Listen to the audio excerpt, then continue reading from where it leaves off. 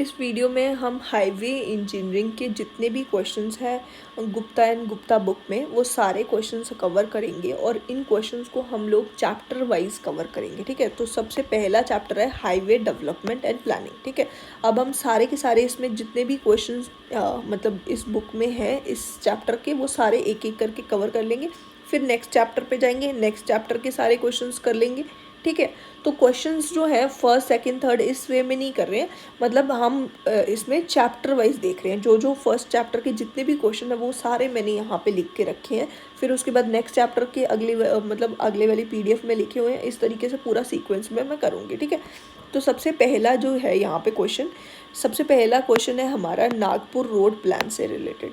Nagpur road plan फॉर्मूले were prepared by assuming rectangular or block road pattern, radial or star and block road pattern, radial or star and circular road pattern, radial और star and grid road pattern। तो यहाँ पे हमें पूछा गया है कि कौन सा हमने पैटर्न सिलेक्ट करा था नागपुर रोड प्लान में। ठीक है, तो सबसे पहले तो नागपुर रोड प्लान से रिलेटेड हम लोग सारा ही डिस्कस कर लेते हैं कि नागपुर रोड प्लान जो है ना, नागपुर रोड प्लान जो था हमारा, सबसे पहले तो इसको ज़ीरो माइलस्टोन हम लोग बोलते हैं। ठीक है, ज़ीरो माइलस्टोन। ठीक है, इसको हम क्यों बोलते हैं ज़ीरो माइलस्टोन, क्योंकि यहाँ से शुरुआत हुई थी। ठीक है, सबसे पहला जो हमारा 20 ईयर प्लान था, ये फर्स्ट हमारा 20 ईयर प्लान था। ठीक है, तो यहीं से शुरुआत हुई थी, इसीलिए हमने इसको ज़ीरो माइलस्टोन बोला हुआ। और इसमें ये कितने 20 ईयर्स में जो था, ये कितने ईयर्स इसमें करे गए थे, कौन से, तो हमारे 1943 से लेके 1963 तक ये हमारा पूरा प्लान था 20 ईयर्स का। ठीक है, और हमारी यहाँ पे टारगेट लेंथ क्या थी, पहले तो एक पॉइंट यहाँ पे एक और बता देती हूँ कि 1961 में ही ये हमारा टारगेट पूरा हो गया था। टारगेट क्या था ये हम लोग बात कर लेते हैं। तो टारगेट लेंथ जो थी यहाँ पे वो हमारी थी 2 लाख किलोमीटर। 2 लाख किलोमीटर्स की लेंथ हमें कवर करनी थी। ठीक है, पूरी लेंथ जो कवर करनी थी 2 लाख किलोमीटर की कवर करनी थी। और उसके साथ साथ डेंसिटी क्या होनी चाहिए थी, इसकी डेंसिटी होनी चाहिए थी हमारी, जो हमने डेंसिटी सिलेक्ट करी थी 16 किलोमीटर पर 100 स्क्वायर किलोमीटर एरिया। मतलब कि अगर हमारे पास 100 स्क्वायर किलोमीटर का एरिया है, इसके अंदर टोटल 16 किलोमीटर की लेंथ कवर हो जानी चाहिए। ठीक है, इसके अंदर पूरे के अंदर टोटल जो रोड्स होंगे वो हमारे 16 किलोमीटर लेंथ होनी चाहिए थी उस रोड की। ठीक है, तो हर एक 100 किलोमीटर स्क्वायर एरिया के अंदर कम से कम 16 किलोमीटर का लेंथ होनी चाहिए थी हमारे रोड की। ठीक है, तो ये इसकी डेंसिटी रखी गई थी, ये चीज़ होगी। उसके सिवाय यहाँ पे क्लासिफिकेशन भी दी गई थी।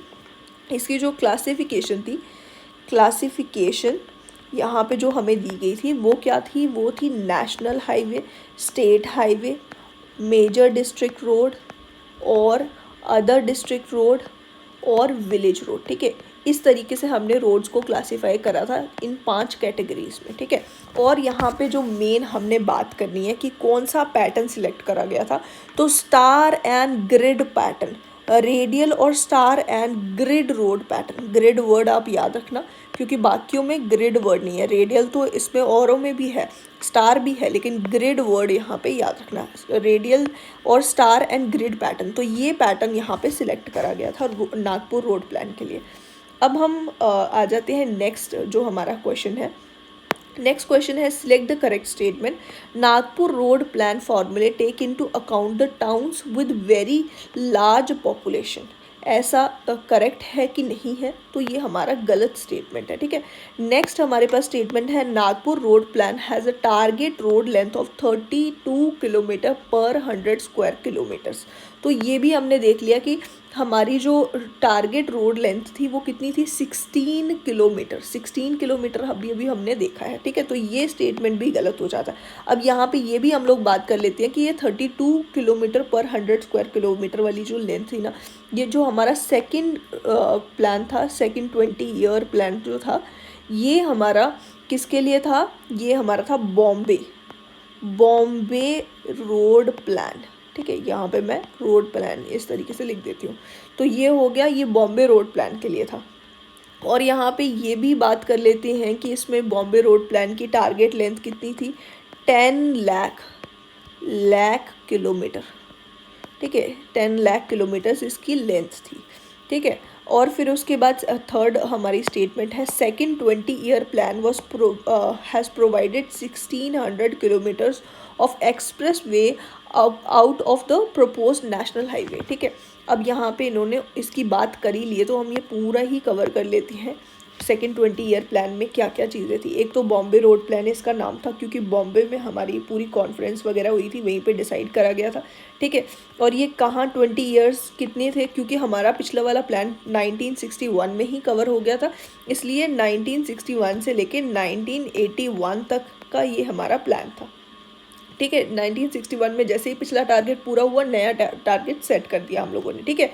और यहाँ पे हमारी जो टारगेट लेंथ थी, ये हमारी लेंथ है, ठीक है, ये हमारी टारगेट लेंथ है जो हमने रखी हुई है। और इसके सिवाय जो डेंसिटी है, ठीक है, डेंसिटी जो है वो हमने क्या सिलेक्ट करी हुई है, डेंसिटी हमने सिलेक्ट करी हुई है 32 किलोमीटर पर 100 स्क्वायर किलोमीटर, किलोमीटर स्क्वायर लिख देती हूँ, ठीक है। तो ये हमारा एरिया 100 स्क्वायर किलोमीटर एरिया में 32 किलोमीटर तक की लेंथ होनी चाहिए, हर एक में कम से कम इतनी लेंथ होनी चाहिए। इससे ज़्यादा भी हो सकती थी, बट इससे इतनी लेंथ तक का रोड हमारा होना चाहिए था, ठीक है, ये था। और इसके साथ साथ यहाँ पे जो क्लासिफिकेशन थी पहले जैसी same, national highway, state highway, major district road और विलेज रोड और अदर डिस्ट्रिक्ट रोड है क्या, ठीक है, अदर डिस्ट्रिक्ट रोड, सेम वही क्लासिफिकेशन है ये। इसके साथ साथ एक जो एक्स्ट्रा चीज़ यहाँ पे रखी गई थी ना, ये था हमारा 1600 किलोमीटर्स का हमारा एक्सप्रेस वे, ठीक है, ये रखा गया था इसमें, जो इसमें कुछ न्यू था। तो ये जो हमारा थर्ड वाला पॉइंट है ना, ये बिल्कुल सही स्टेटमेंट है। उसके सिवाय यहाँ पे दिया गया है कि second 20 year plan allowed deduction of length of railway track in the area while calculating the length of the road, ऐसा कुछ भी नहीं था इसमें, ठीक है। तो ये हमारी जो थर्ड स्टेटमेंट है ये बिल्कुल सही हो गई है। अब यहाँ पे हम लोग थर्ड जो प्लान है ना वो भी हम लोग देख लेते हैं। थर्ड प्लान जो है वो हमारा कब से कब तक चला, ये हमारा चला है 1981 से लेके 2001 तक, ठीक है। ये हमारी प्लान की ईयर थे, इतने टाइम में ये चला। और हमारा जो टारगेट लेंथ थी यहाँ पे 12 लाख किलोमीटर, ठीक है। पहले हमारी सबसे पहली जो लेंथ थी वो कितनी थी, 2 लाख, फिर 10 लाख, फिर 12 लाख, ठीक है। तो ये टारगेट लेंथ होगी। और हमारी डेंसिटी इस बार क्या रखी गई, डेंसिटी हमारी रखी गई है 82 किलोमीटर पर 100 किलोमीटर स्क्वायर या फिर स्क्वायर किलोमीटर, मतलब इतने एरिया में हमारा 82 किलोमीटर तक का रोड कम से कम होना चाहिए था। ये हमारी टारगेट जो डेंसिटी थी ये हमने रखी थी, ठीक है। फिर उसके बाद अगर हम बात करें कि इसमें जो हमारी क्लासिफिकेशन थी, क्लासिफिकेशन जो है ना इस बार क्लासिफिकेशन डिफरेंट आई है, ठीक है। तो क्लासिफिकेशन में प्राइमरी, सेकेंडरी और टर्शरी था, पर प्राइमरी को मैं 1 डिग्री और सेकेंडरी को 2 डिग्री, 3 डिग्री, इस तरीके से टर्शरी को लिख रही हूँ, ठीक है। तो प्राइमरी में क्या क्या चीज़ें थी, इसमें 2 चीज़ें थी। यहाँ पे था एक तो हमारा एक्सप्रेस वे, ये हमने करा। और दूसरा यहाँ पे था नेशनल हाईवे। फिर सेकेंडरी में आ गया हमारा स्टेट हाईवे, उसके साथ मेजर डिस्ट्रिक्ट रोड। फिर टर्शरी में क्या आया, टर्शरी में हमारा आ गया अदर डिस्ट्रिक्ट रोड और विलेज रोड, ठीक है। नेक्स्ट क्वेश्चन क्या है, अब हमारा नेक्स्ट क्वेश्चन है, थर्ड क्वेश्चन हमारा, the sequence of 4 stages of survey in highway alignment is, highway alignment में क्या सीक्वेंस है, सर्वे करने की क्या सीक्वेंस होनी चाहिए। तो यहाँ पे काफ़ी सारे ऑप्शंस दिए गए हैं, मैं सीधे आपको सही जो ऑप्शन है उसको याद करने का, ये आपने ट्रिक सुनी भी होगी, MRP इन डिटेल, ठीक है। ये हम लोग इस ट्रिक से याद रख सकते हैं, MRP इन डिटेल। M ये हो गया हमारा मैप स्टडी, फिर R रिकग्नाइजेंस और P प्रिलिमिनरी सर्वे, D जो है वो हमारा डिटेल वर्ड ही पूरा हो जाता है, डिटेल सर्वे जो है, ठीक है। तो यहाँ पे मैप स्टडी, फिर उसके बाद रिकग्नाइजेंस, ये रिकग्नाइजेंस, फिर प्रिलिमिनरी सर्वे और डिटेल्ड सर्वे, ठीक है। ये C पार्ट हमारा आंसर हो गया इसके केस में, ठीक है। नेक्स्ट क्वेश्चन है 185 क्वेश्चन है, इसके बाद हमारे नेक्स्ट चैप्टर स्टार्ट हो जाएगा। Which of the following is the chronological sequence in regards to the road construction और डिज़ाइन डेवलपमेंट। ठीक है, तो क्रोनोलॉजिकल सीक्वेंस हमें बताना है कि रोड जो कंस्ट्रक्ट करा जाता है, मतलब करा गया था हिस्ट्री में, किस तरीके से हमारा सीक्वेंस क्या रहा था। तो यहाँ पे सबसे पहला आ जाता है रोमन रोड्स। ठीक है, सबसे पहली चीज़ थी रोमन रोड्स। ठीक है, ये आ गया सबसे पहला। दूसरा हमारे पास जो हमने पढ़ा है यहाँ पे ट्रेसिग्यू।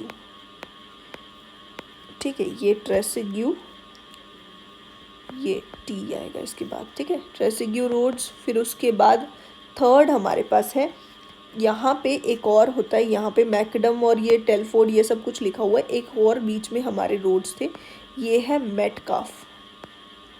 ठीक है, ये हमारे रोड्स आ गए। इसके बारे में बहुत कम डिटेल हमारे पास है मेटकाफ रोड्स के बारे में। फोर्थ जो हमारी है यहाँ पे, इसके बाद आ गया हमारा ट्रेसिग्यू हो गया, फिर हो गया टेलफोर्ड। ठीक है, ये हो गया। फिर उसके बाद फिफ्थ हमारी क्लासिफिकेशन क्या आ जाएगी, मैकडम। ठीक है, मैकडम क्लासिफिकेशन बहुत ही इम्पॉर्टेंट क्लासिफिकेशन है हमारी, क्योंकि इसी में डिसाइड करा गया था कि जो हमारे हैवी फाउंडेशन स्टोन्स है ना, उसकी हमें ज़रूरत नहीं होती है। ठीक है, जिसको हम कर्ब स्टोन बोलते थे, उसकी हमें ज़रूरत नहीं होती है, ये इसमें डिसाइड करा गया। और यहाँ पे एंगुलर स्टोन्स को यूज़ करा गया, क्रश्ड एंगुलर स्टोन्स थे जिसकी वजह से इंटरलॉकिंग हुई। ठीक है, तो वो चीज़ भी यूज़ करेगी। और थिकनेस जो है वो थोड़ी रिड्यूस कर दी गई, इसकी 25 mm जो है ना वो थिकनेस रखी गई थी यहाँ पे। ठीक है, 25 सेंटीमीटर, mm लिख दिया मैंने, तो ये 25 सेंटीमीटर यहाँ पे थिकनेस रखी गई थी जो सबसे मिनिमम थी। ठीक है, इसमें से फिर उसके बाद 6th नंबर पे क्या आता है, हमारे CBR रोड्स। ठीक है, CBR पे बेस्ड जो मतलब क्लासिफिकेशन है, CBR क्या है हमारा, कैलिफोर्निया बियरिंग रेशियो जो है उस पे बेस्ड जो हमारे रोड्स बनाए गए वो हमारे 6th नंबर पे आते हैं। ठीक है, तो ये हमारी क्लासिफिकेशन है। तो यहाँ पे सबसे पहले जो है वो रोमन रोड्स के बारे में यहाँ पे मेंशन नहीं है, तो ट्रेसिग्यू से हम स्टार्ट करेंगे। तो ट्रेसिग्यू हो गया, फिर उसके बाद मेटकाफ आना चाहिए, मेटकाफ भी यहाँ पे मेंशन नहीं है। फिर आता है टेलफोर्ड। ठीक है, तो टेलफोर्ड यहाँ पे ये दिया गया है। फिर उसके बाद मैकडम आ जाता है, फिर CBR आ जाता है। तो ये हमारी सेकेंड पार्ट हमारा। इसके बाद नेक्स्ट चैप्टर है हाईवे ज्योमेट्रिक डिज़ाइन, जिसमें फर्स्ट क्वेश्चन, फोर्थ क्वेश्चन है यहाँ पे, the shape of the camber best suitable for cement concrete pavement is. यहाँ पे कैम्बर का जो शेप है उसके बारे में बात चल रही है कि सीमेंट कॉन्क्रीट पेवमेंट के लिए कौन सा शेप प्रेफर करा जाता है। तो स्ट्रेट लाइन शेप जो है वो सीमेंट कॉन्क्रीट पेवमेंट के लिए सही होता है, और इसका आंसर फर्स्ट हो गया पहले तो। फिर उसके बाद पैराबोलिक शेप जो है ना, ये फ्लेक्सिबल पेवमेंट के लिए सही होता है। फ्लेक्सिबल पेवमेंट यानी कि हमारी बिट्यूमिनस पेवमेंट के लिए ये ज़्यादा सही रहता है। ठीक है, तो ये होगा पैराबोलिक और हमारा आंसर है स्ट्रेट लाइन। फिर उसके बाद नेक्स्ट क्वेश्चन है question number 5, for water bound macadam roads in localities of heavy rainfall the recommended value of camber is. अब कैम्बर की वैल्यू को याद रखने का मैं आपको तरीका बताती हूँ। यहाँ पे आपने पहले तो लिखना है लाइट। ठीक है, आपने देखा होगा जो टेबल बना होता है ना, उसमें पहले हैवी लिखा होता है, हाई मैंने लिख दिया, हाई ही था शायद, हाई रेनफॉल हैवी रेनफॉल एक ही बात है। हाई रेनफॉल जो है उसको पहले लिखा होता है और लाइट रेनफॉल को बाद में लिखा होता है। उसके बाद यहाँ पे जो ग्राफ है, मतलब यहाँ पे जो वैल्यूज़ हैं वो हमारी होती है CC पेवमेंट और थिक बिट्यूमिन। ठीक है, दोनों के लिए ये आता है। ठीक है, फिर उसके बाद जो दूसरा है वो है हमारा थिन बिट्यूमिन। ठीक है, फिर उसके बाद हमारा आ जाता है उसके बाद है वाटर बॉन्ड मैकडम रोड्स। ठीक है, ये आ जाता है। फिर आता है अर्दन रोड्स। ठीक है, तो इनके लिए हमने अब लिखनी है परसेंटेज, कितनी परसेंट हमें कैम्बर की कितना परसेंट कैम्बर प्रोवाइड करना है। ठीक है, तो यहाँ पे सबसे पहले आ जाएगा 1.7 वाली वैल्यू आपको याद रखनी है, ये हमारी परसेंटेज में वैल्यू है। फिर उसके बाद हाई रेनफॉल, ये रेनफॉल के लिए लिखा हुआ है, ठीक है, रेनफॉल, हाई रेनफॉल या फिर लाइट रेनफॉल वाले एरिया के लिए। हाई रेनफॉल वाले एरिया के लिए अगर सीमेंट कंक्रीट पेमेंट है तो कैम्बर 2% हम लोग प्रोवाइड करेंगे, या फिर थिक बिट्यूमेन वाले के लिए भी, ठीक है। फिर उसके बाद यहाँ पे फिर से हम 2% लिख देंगे थिन बिट्यूमेन वाले के लिए, और यहाँ पे हम लिखेंगे 2.5 फॉर थिन बिट्यूमेन। हैवी रेनफॉल के केस में 2.5 हो गया। वाटरबॉर्न मैकडम रोड्स के लिए भी 2.5 हो जाएगा लाइट रेनफॉल वाले के लिए, ठीक है। फिर 3% आ जाएगा हाई रेनफॉल वाले के लिए वाटरबॉर्न मैकडम रोड्स में, ठीक है। अर्दन रोड्स में यहाँ पे 3% हो जाता है लाइट रेनफॉल के लिए, और 4% हो जाएगा हमारा हैवी रेनफॉल के लिए, ठीक है। तो यहाँ पे हमें क्वेश्चन में पूछा गया है वाटर बॉन्ड मैकडम रोड है हमारा, ठीक है, और हैवी रेनफॉल है, तो वाटर बॉन्ड मैकडम और हैवी रेनफॉल, ठीक है। तो मतलब कि ये वाला, ये है हमारा 3%। 3% का मतलब क्या हुआ, 3/100। इसका मतलब क्या हुआ, इज इक्वल्स टू 1/100/3, जो कि हमारा 33.33 कुछ आएगा। तो यहाँ पे हम जो सबसे क्लोज है हमारा वो कौन सा हो जाएगा, ये हो जाता है 1 ये 36 ज़्यादा है, ये आ जाएगा 1/1 in 30, ठीक है। तो इस तरीके से हमारा ये आंसर आ जाएगा, इस तरीके से आप याद रख सकते हैं। नेक्स्ट क्वेश्चन है question number 6, the stopping side distance depend upon, किस चीज़ पे स्टॉपिंग साइड डिस्टेंस डिपेंड करता है। तो स्टॉपिंग साइड डिस्टेंस जो है ना, उसका हम फॉर्मूला अगर देखें, इसका फॉर्मूला क्या है, lag distance plus braking distance. यहाँ पे हम लिख देते हैं ब्रेकिंग डिस्टेंस, ठीक है, ये दोनों डिस्टेंस है। तो लैग डिस्टेंस कितना आएगा, ये हमारा हो जाता है वेलोसिटी इनटू टाइम, और ये स्मॉल v है, ठीक है। स्मॉल v इनटू टाइम, ये हमारा रिएक्शन टाइम है जो कि 2.5 हम लोग सेकेंड्स लेते हैं, ठीक है। और हमारा वेलोसिटी जो है व्हीकल की उस मोमेंट पे कितनी है जब वो सामने वाले जो ऑब्स्ट्रक्शन है उसको देखता है। और ब्रेकिंग डिस्टेंस जो है इसमें आ जाएगा, ये हो जाता है v स्क्वायर आ जाएगा ये upon 2gf plus minus 0.01 n, ठीक है। इस तरीके से हम लिखते हैं। n क्या है, ये हमारा ग्रेडियंट है, इसमें मैं ग्रेड लिख रही हूँ सिर्फ, ठीक है। ये हमारा ग्रेडियंट है, ये हमारा कोफिशिएंट ऑफ फ्रिक्शन है, ठीक है। तो यहाँ पे हम फ्रिक्शन को कंसिडर कर लेते हैं, ठीक है। तो ये फिर उसके बाद और क्या है, ये हमारी वेलोसिटी है, ठीक है, वेलोसिटी ऑफ द व्हीकल। और टाइम को भी हमने कंसिडर करा हुआ है, और एक्सलेशन ड्यू टू ग्रेविटी भी लिखा हुआ है यहाँ पे हमने, ठीक है। तो क्या क्या चीज़ों पे ये डिपेंड कर रहा है, total reaction, the stopping side distance depend upon, किस चीज़ पे डिपेंड कर रहा है, हाँ, total reaction time of the driver, ठीक है। ये speed of the vehicle, efficiency of the brake, total reaction time पे भी डिपेंड कर रहा है, स्पीड ऑफ व्हीकल पे भी, और एफिशिएंसी ऑफ ब्रेक्स। अब एफिशिएंसी ऑफ ब्रेक्स पे कैसे आता है, हमारा जो फ्रिक्शन है ना, अगर यहाँ पे हमें मतलब कहा जाए कि एफिशिएंसी ऑफ ब्रेक्स सिर्फ हमारी 50% है, तो हम क्या करेंगे, फ्रिक्शन की वैल्यू जो है ना वो रिड्यूस करेंगे। इसको हम f' लिख देती हूँ मैं, ये हो जाएगा हमारा f/2, ठीक है। तो हम इसमें ही कंसिडर कर ले रहे हैं हमारा एफिशिएंसी ऑफ ब्रेक्स, ठीक है। तो मतलब हमारा जो करेक्ट आंसर है ना वो हो जाएगा ऑल ऑफ द एबव, ठीक है। तो ये हमारा सही आंसर है। आंसर सारे के सारे सही हैं, but all of the above हमारा करेक्ट आंसर हो जाएगा इस क्वेश्चन का। Question number 7, when the path travelled along the road surface is more than the circumferential movement of the wheels due to rotation then it results in, अगर हमारा जो path travelled है ना, एक व्हीकल पाथ ट्रैवल कर रही है road पे और वो सर्कमफ्रेंटियल मूवमेंट ऑफ द व्हील से ज़्यादा है, मतलब कि अगर हम एक पर्टिकुलर व्हील देखें किसी व्हीकल का, ठीक है, तो यहाँ पे जब ये रोटेट करेगा, पूरा का पूरा रोटेट करेगा, तो अगर इसका आर हम लोग रेडियस कंसिडर करके चलें तो ये पूरी एक रोटेशन में कितना डिस्टेंस कवर करता है, 2πr डिस्टेंस कवर करता है। लेकिन अगर हम ऐसा कई बार नोटिस करें कि ये जो डिस्टेंस कवर कर रहा है ये 2πr से ज़्यादा डिस्टेंस कवर कर ले रहा है, ठीक है। सपोज़ ये व्हीकल जो है इस तरीके से सीधे सीधे ही चलती जाएगी, मतलब ये 2πr से ज़्यादा डिस्टेंस कवर करेगा एक रोटेशन में, तो उस चीज़ को हम लोग क्या बोलेंगे। और यहाँ पे इस केस में होगा क्या कि व्हीकल ना रोटेट नहीं कर रहे होंगे, उसके टायर वो सीधे ही चले जा रहे होंगे, मतलब इस तरीके से पूरा स्ट्रेट ही ये चले जाएगा, ये रोटेट नहीं करेगा, ठीक है। तो इस वाली कंडीशन को, इस चीज़ को हम स्किडिंग बोलते हैं।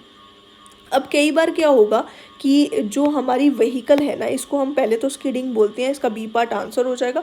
दूसरा, कई बार केस क्या हो सकता है कि हमारा जो टायर है ना, वो एक जगह पे ही हमारी व्हीकल जो है उसका टायर रोटेट करे जा रहा है, एक ही जगह पे रोटेट करे जा रहा है, डिस्टेंस वो कवर ही नहीं कर रहा है और वो एक ही जगह पे रोटेट करे जा रहा है, ठीक है। वो डिस्टेंस मतलब उसका 2πr सर्कमफ्रेंस, जो सर्कमफ्रेंटियल डिस्टेंस है वो ज़्यादा है, और मतलब रोटेशनल डिस्टेंस उसका ज़्यादा है और पाथ जो उसने ट्रैवल किया वो कम है, ठीक है। अगर ऐसा इसका ठीक उल्टा वाला जो केस होगा ना, उसको हम क्या बोलेंगे, उसको हम स्लिपिंग बोलेंगे, ठीक है। मतलब वो हमारी व्हीकल जो है वो स्लिप कर गई उस चीज़ में, ठीक है।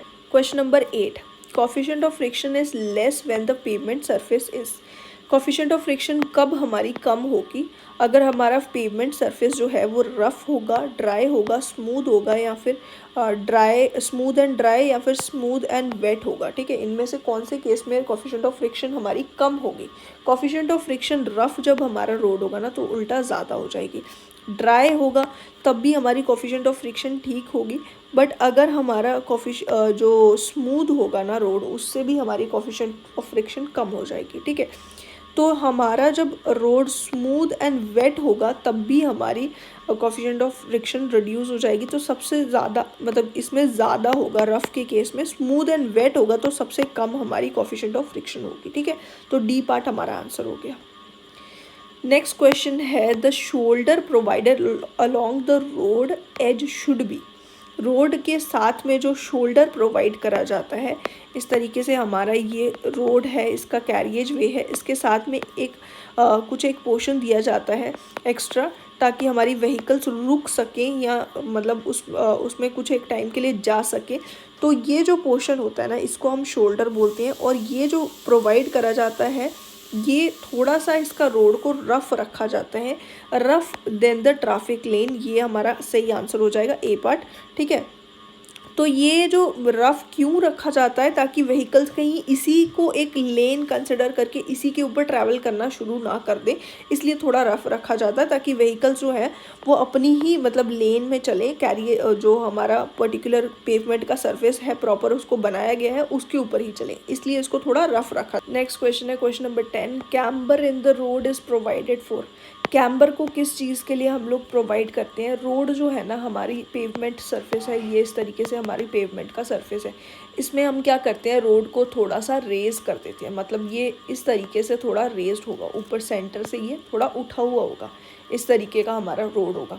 तो ये जो रेज़ किया ना हमने रोड को, इस चीज़ को हम बोलते हैं कैम्बर, ठीक है। इसको हम क्यों करते हैं, हम ड्रेनेज के पर्पज़ से करते हैं, तो इसका इफ़ेक्टिव ड्रेनेज आंसर होना चाहिए, और बाकी ऑप्शंस जो है वो गलत हो गए, ए पार्ट हमारा आंसर हो गया। फिर नेक्स्ट है, compare to the level surface on a descending gradient the stopping side distance is. Stopping side distance का हमने फॉर्मूला पहले भी देखा था, ये हमारा हो जाता है VT। टी हमारा है रिएक्शन टाइम इनटू वेलोसिटी, जो हमारी व्हीकल की स्पीड है उस टाइम पे, V²/2GF ± 0.01 n, ठीक है। यहाँ पे 1 भी आएगा। तो ये n क्या है, ये हमारा ग्रेडियंट है, ठीक है, ये हमारा ग्रेडियंट है।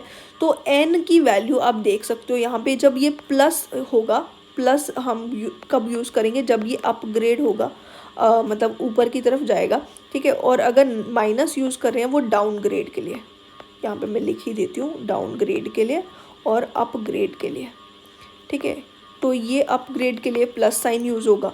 अब अगर हम देखें, जब हमने प्लस साइन यूज़ करा तो हमारी जो ये नीचे वाला डिनोमिनेटर है ना, ये बड़ा हो गया। डिनोमिनेटर बड़ा हो गया मतलब हमारी ओवरऑल जो हमारी वैल्यू इस वाली चीज़ से निकल के आएगी, जिसको हम ब्रेकिंग डिस्टेंस बोलते हैं। तो ब्रेकिंग डिस्टेंस की वैल्यू जो होगी वो कम हो जाएगी, मतलब अपग्रेड पे हमारी ब्रेकिंग डिस्टेंस की वैल्यू कम हो रही है, और डाउन ग्रेड पे हमारी ब्रेकिंग डिस्टेंस की वैल्यू जो है ना वो इंक्रीज़ हो रही है, क्योंकि यहाँ पे माइनस साइन आ रहा है, डिनोमिनेटर छोटा हो गया, इसलिए हमारी ब्रेकिंग डिस्टेंस की वैल्यू इंक्रीज़ हो जाएगी। तो लेवल सरफेस के कंपैरिजन में हम देख रहे हैं, तो लेवल सरफेस के केस में तो ये प्लस माइनस कुछ भी नहीं आएगा। अगर माइनस आ रहा है तो मतलब और छोटी हो रही है, लेवल सरफेस से भी मतलब वैल्यू नीचे वाले डिनोमिनेटर की वैल्यू जो है वो डिक्रीज़ हो रही है।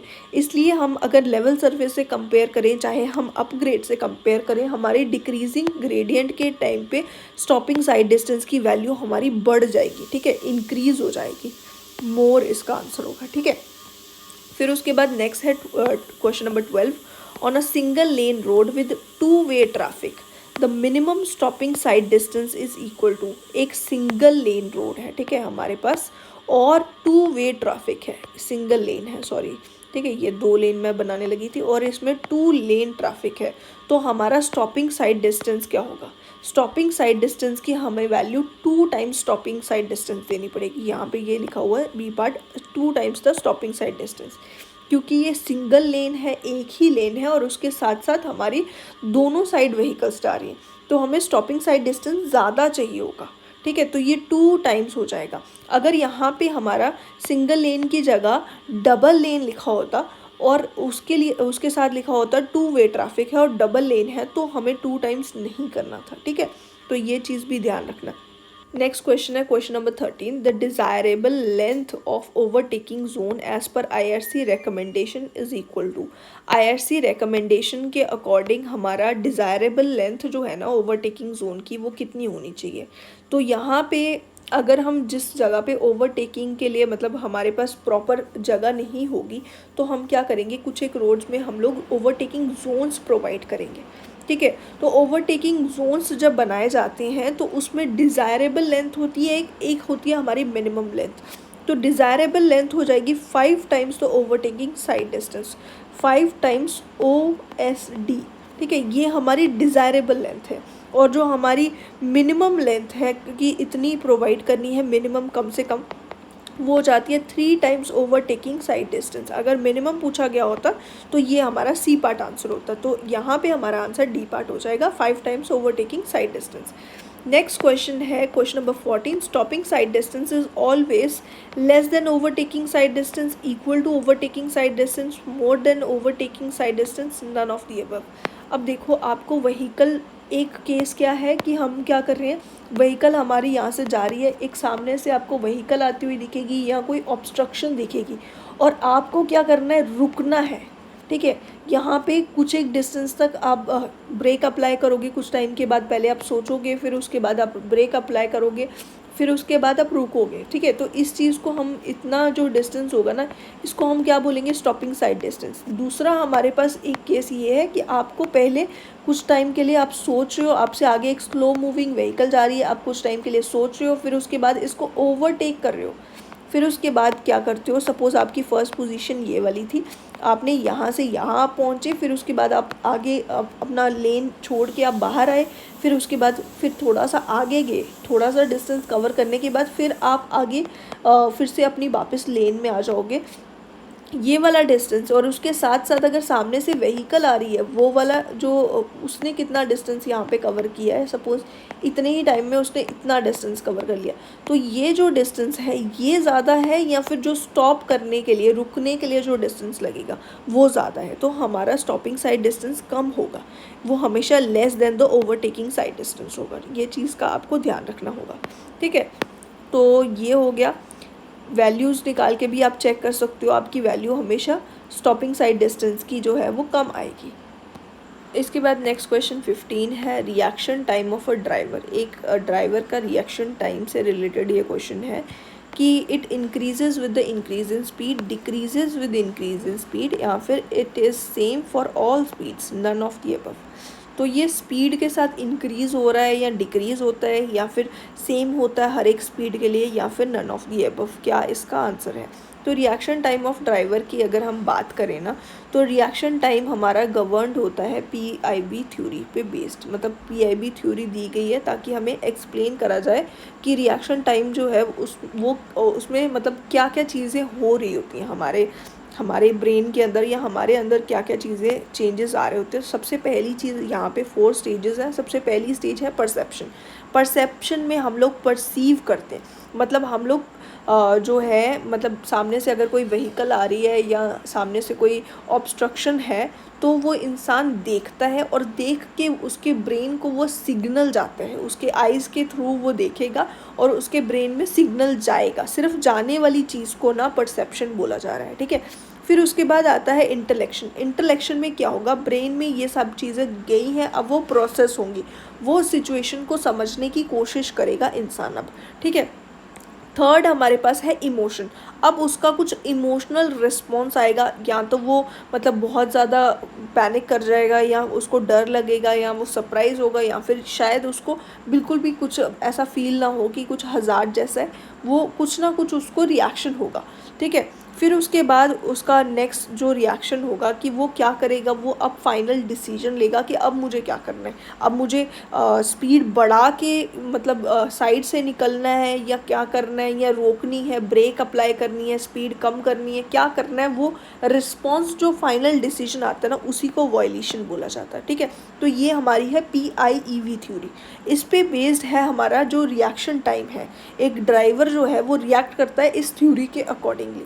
तो यहाँ पे ये जो सारी चीज़ें जितनी भी मेंशन करी गई है ना, ये कुछ एक सेकंड्स में होता है, ठीक है। तो हमने इसीलिए जो हमारा रिएक्शन टाइम है ना, वो कितना कंसिडर करा गया है, स्टॉपिंग साइड से जो डिस्टेंस है, स्टॉपिंग साइड डिस्टेंस, इसके लिए हमने रिएक्शन टाइम 2.5 कंसिडर करा गया है, और ओवरटेकिंग साइड डिस्टेंस के लिए हमने इसको 2 सेकेंड्स कंसिडर करा, ये सेकेंड्स है, ठीक है। तो यहाँ पे टाइम जो है वो 2 सेकेंड हमने लिया हुआ है। तो ये जो चीज़ है ना, ये फिक्स्ड है हमारा, और रिएक्शन टाइम ऐसा मतलब IRC ने हमें बताया हुआ है। लेकिन जो रिएक्शन टाइम है हर किसी का अलग होगा, कुछ एक सेकेंड्स का होगा बट अलग होगा। तो यहाँ पे ये जो रिएक्शन टाइम है उसके लिए हमें ये पूछा गया है कि it increases with increase in speed. तो जो जब स्पीड इंक्रीज़ होगी ना, स्पीड किसी की ज़्यादा होगी, वो व्हीकल जो है ना, उस व्हीकल वाले इंसान के लिए बहुत इजी होगा साइड से होके निकलना, या उसके दिमाग में वो चीज़ मतलब वो अगर ऑलरेडी हाई स्पीड पे चल रहा है ना, तो वो इस तरीके से समझ के चलो कि वो ऑलरेडी अवेयर है उस चीज़ को लेके कि मैं बहुत स्पीड में चल रहा हूँ, मुझे किस चीज़ को कैसे चलाना है, मतलब किस तरीके से निकलना है यहाँ से, उसको पूरा उस चीज़ की समझ होगी। जब वो हाई स्पीड पे होगा वो पूरी तरह से अलर्ट होगा, ठीक है, जिसकी वजह से उसका रिएक्शन टाइम बहुत जल्दी मतलब आएगा, बहुत इंस्टेंटली वो रिएक्ट करेगा उस चीज़ को लेके। अब जो इसका आंसर है ना, रिएक्शन टाइम ऑफ ड्राइवर की बात अगर हम करें कि उसका जो रिएक्शन टाइम होगा ना, वो डिक्रीज़ हो जाएगा, मतलब वो जल्दी रिस्पॉन्ड करेगा। अगर उसकी स्पीड हाई होगी ना, तो वो बहुत जल्दी रिस्पॉन्ड करेगा। नेक्स्ट क्वेश्चन है question number 16। If the stopping distance is 60 metres then the minimum stopping side distance for 2 lane 2 way traffic is. यहाँ पे बोला गया है कि एक जो हमारा रोड है वो 2 लेन है, ठीक है, और 2 वे ट्रैफिक है उसमें, ठीक है। तो उसमें स्टॉपिंग साइड डिस्टेंस कितना होगा मिनिमम उसका। तो यहाँ पे इसी के जैसा सिमिलर एक क्वेश्चन था जिसमें हमें पहले बोला गया था कि 2 वे ट्रैफिक है बट 1 लेन है, ठीक है। तो जब ऐसा 1 लेन होगा तो उस टाइम पे स्टॉपिंग साइड डिस्टेंस ट्वाइस हो जाएगा। लेकिन ये 2 लेन है, इसलिए यहाँ पे स्टॉपिंग साइड डिस्टेंस जो है वो स्टॉपिंग साइड डिस्टेंस के बराबर ही रहेगा। तो 60 मीटर अगर हमें दिया गया है तो 60 मीटर ही हमारा आंसर होगा, ठीक है। तो ये ट्वाइस नहीं होगा, इस चीज का आपने ध्यान रखना है। नेक्स्ट क्वेश्चन है क्वेश्चन नंबर 17। क्वेश्चन नंबर 17 में हमें बोला गया the effect of grade on safe overtaking side distances. Grade मतलब ग्रेडियंट, ग्रेडियंट का क्या इफेक्ट पड़ेगा सेफ ओवरटेकिंग साइड डिस्टेंस पे। तो हमने स्टॉपिंग साइड डिस्टेंस के बारे में ऑलरेडी डिस्कस करा हुआ है कि ग्रेडियंट का क्या इफेक्ट पड़ता है, कि वो नीचे वाली वैल्यू नेगेटिव होती है जब हमारी डाउनग्रेड होता है, ठीक है। डाउनग्रेड के लिए नेगेटिव वैल्यू हो जाएगी जिसकी वजह से हमारी वैल्यू बढ़ जाएगी। तो हमारा डाउनग्रेड के टाइम पे स्टॉपिंग साइड डिस्टेंस ज़्यादा होगा और अपग्रेड के टाइम पे कम होगा। जबकि ओवरटेकिंग साइड डिस्टेंस की हम बात करें ना, दोनों ही केसेस में डाउनग्रेड में भी और अपग्रेडिंग ग्रेडियंट अगर होगा, दोनों ही केसेस में ओवरटेकिंग साइड डिस्टेंस हमें ज़्यादा चाहिए होगा, ठीक है, to increase it on both descending and ascending gradient. ये हमारा ग्रेड्स, ठीक है, ये हमारा आंसर हो जाएगा सी पार्ट।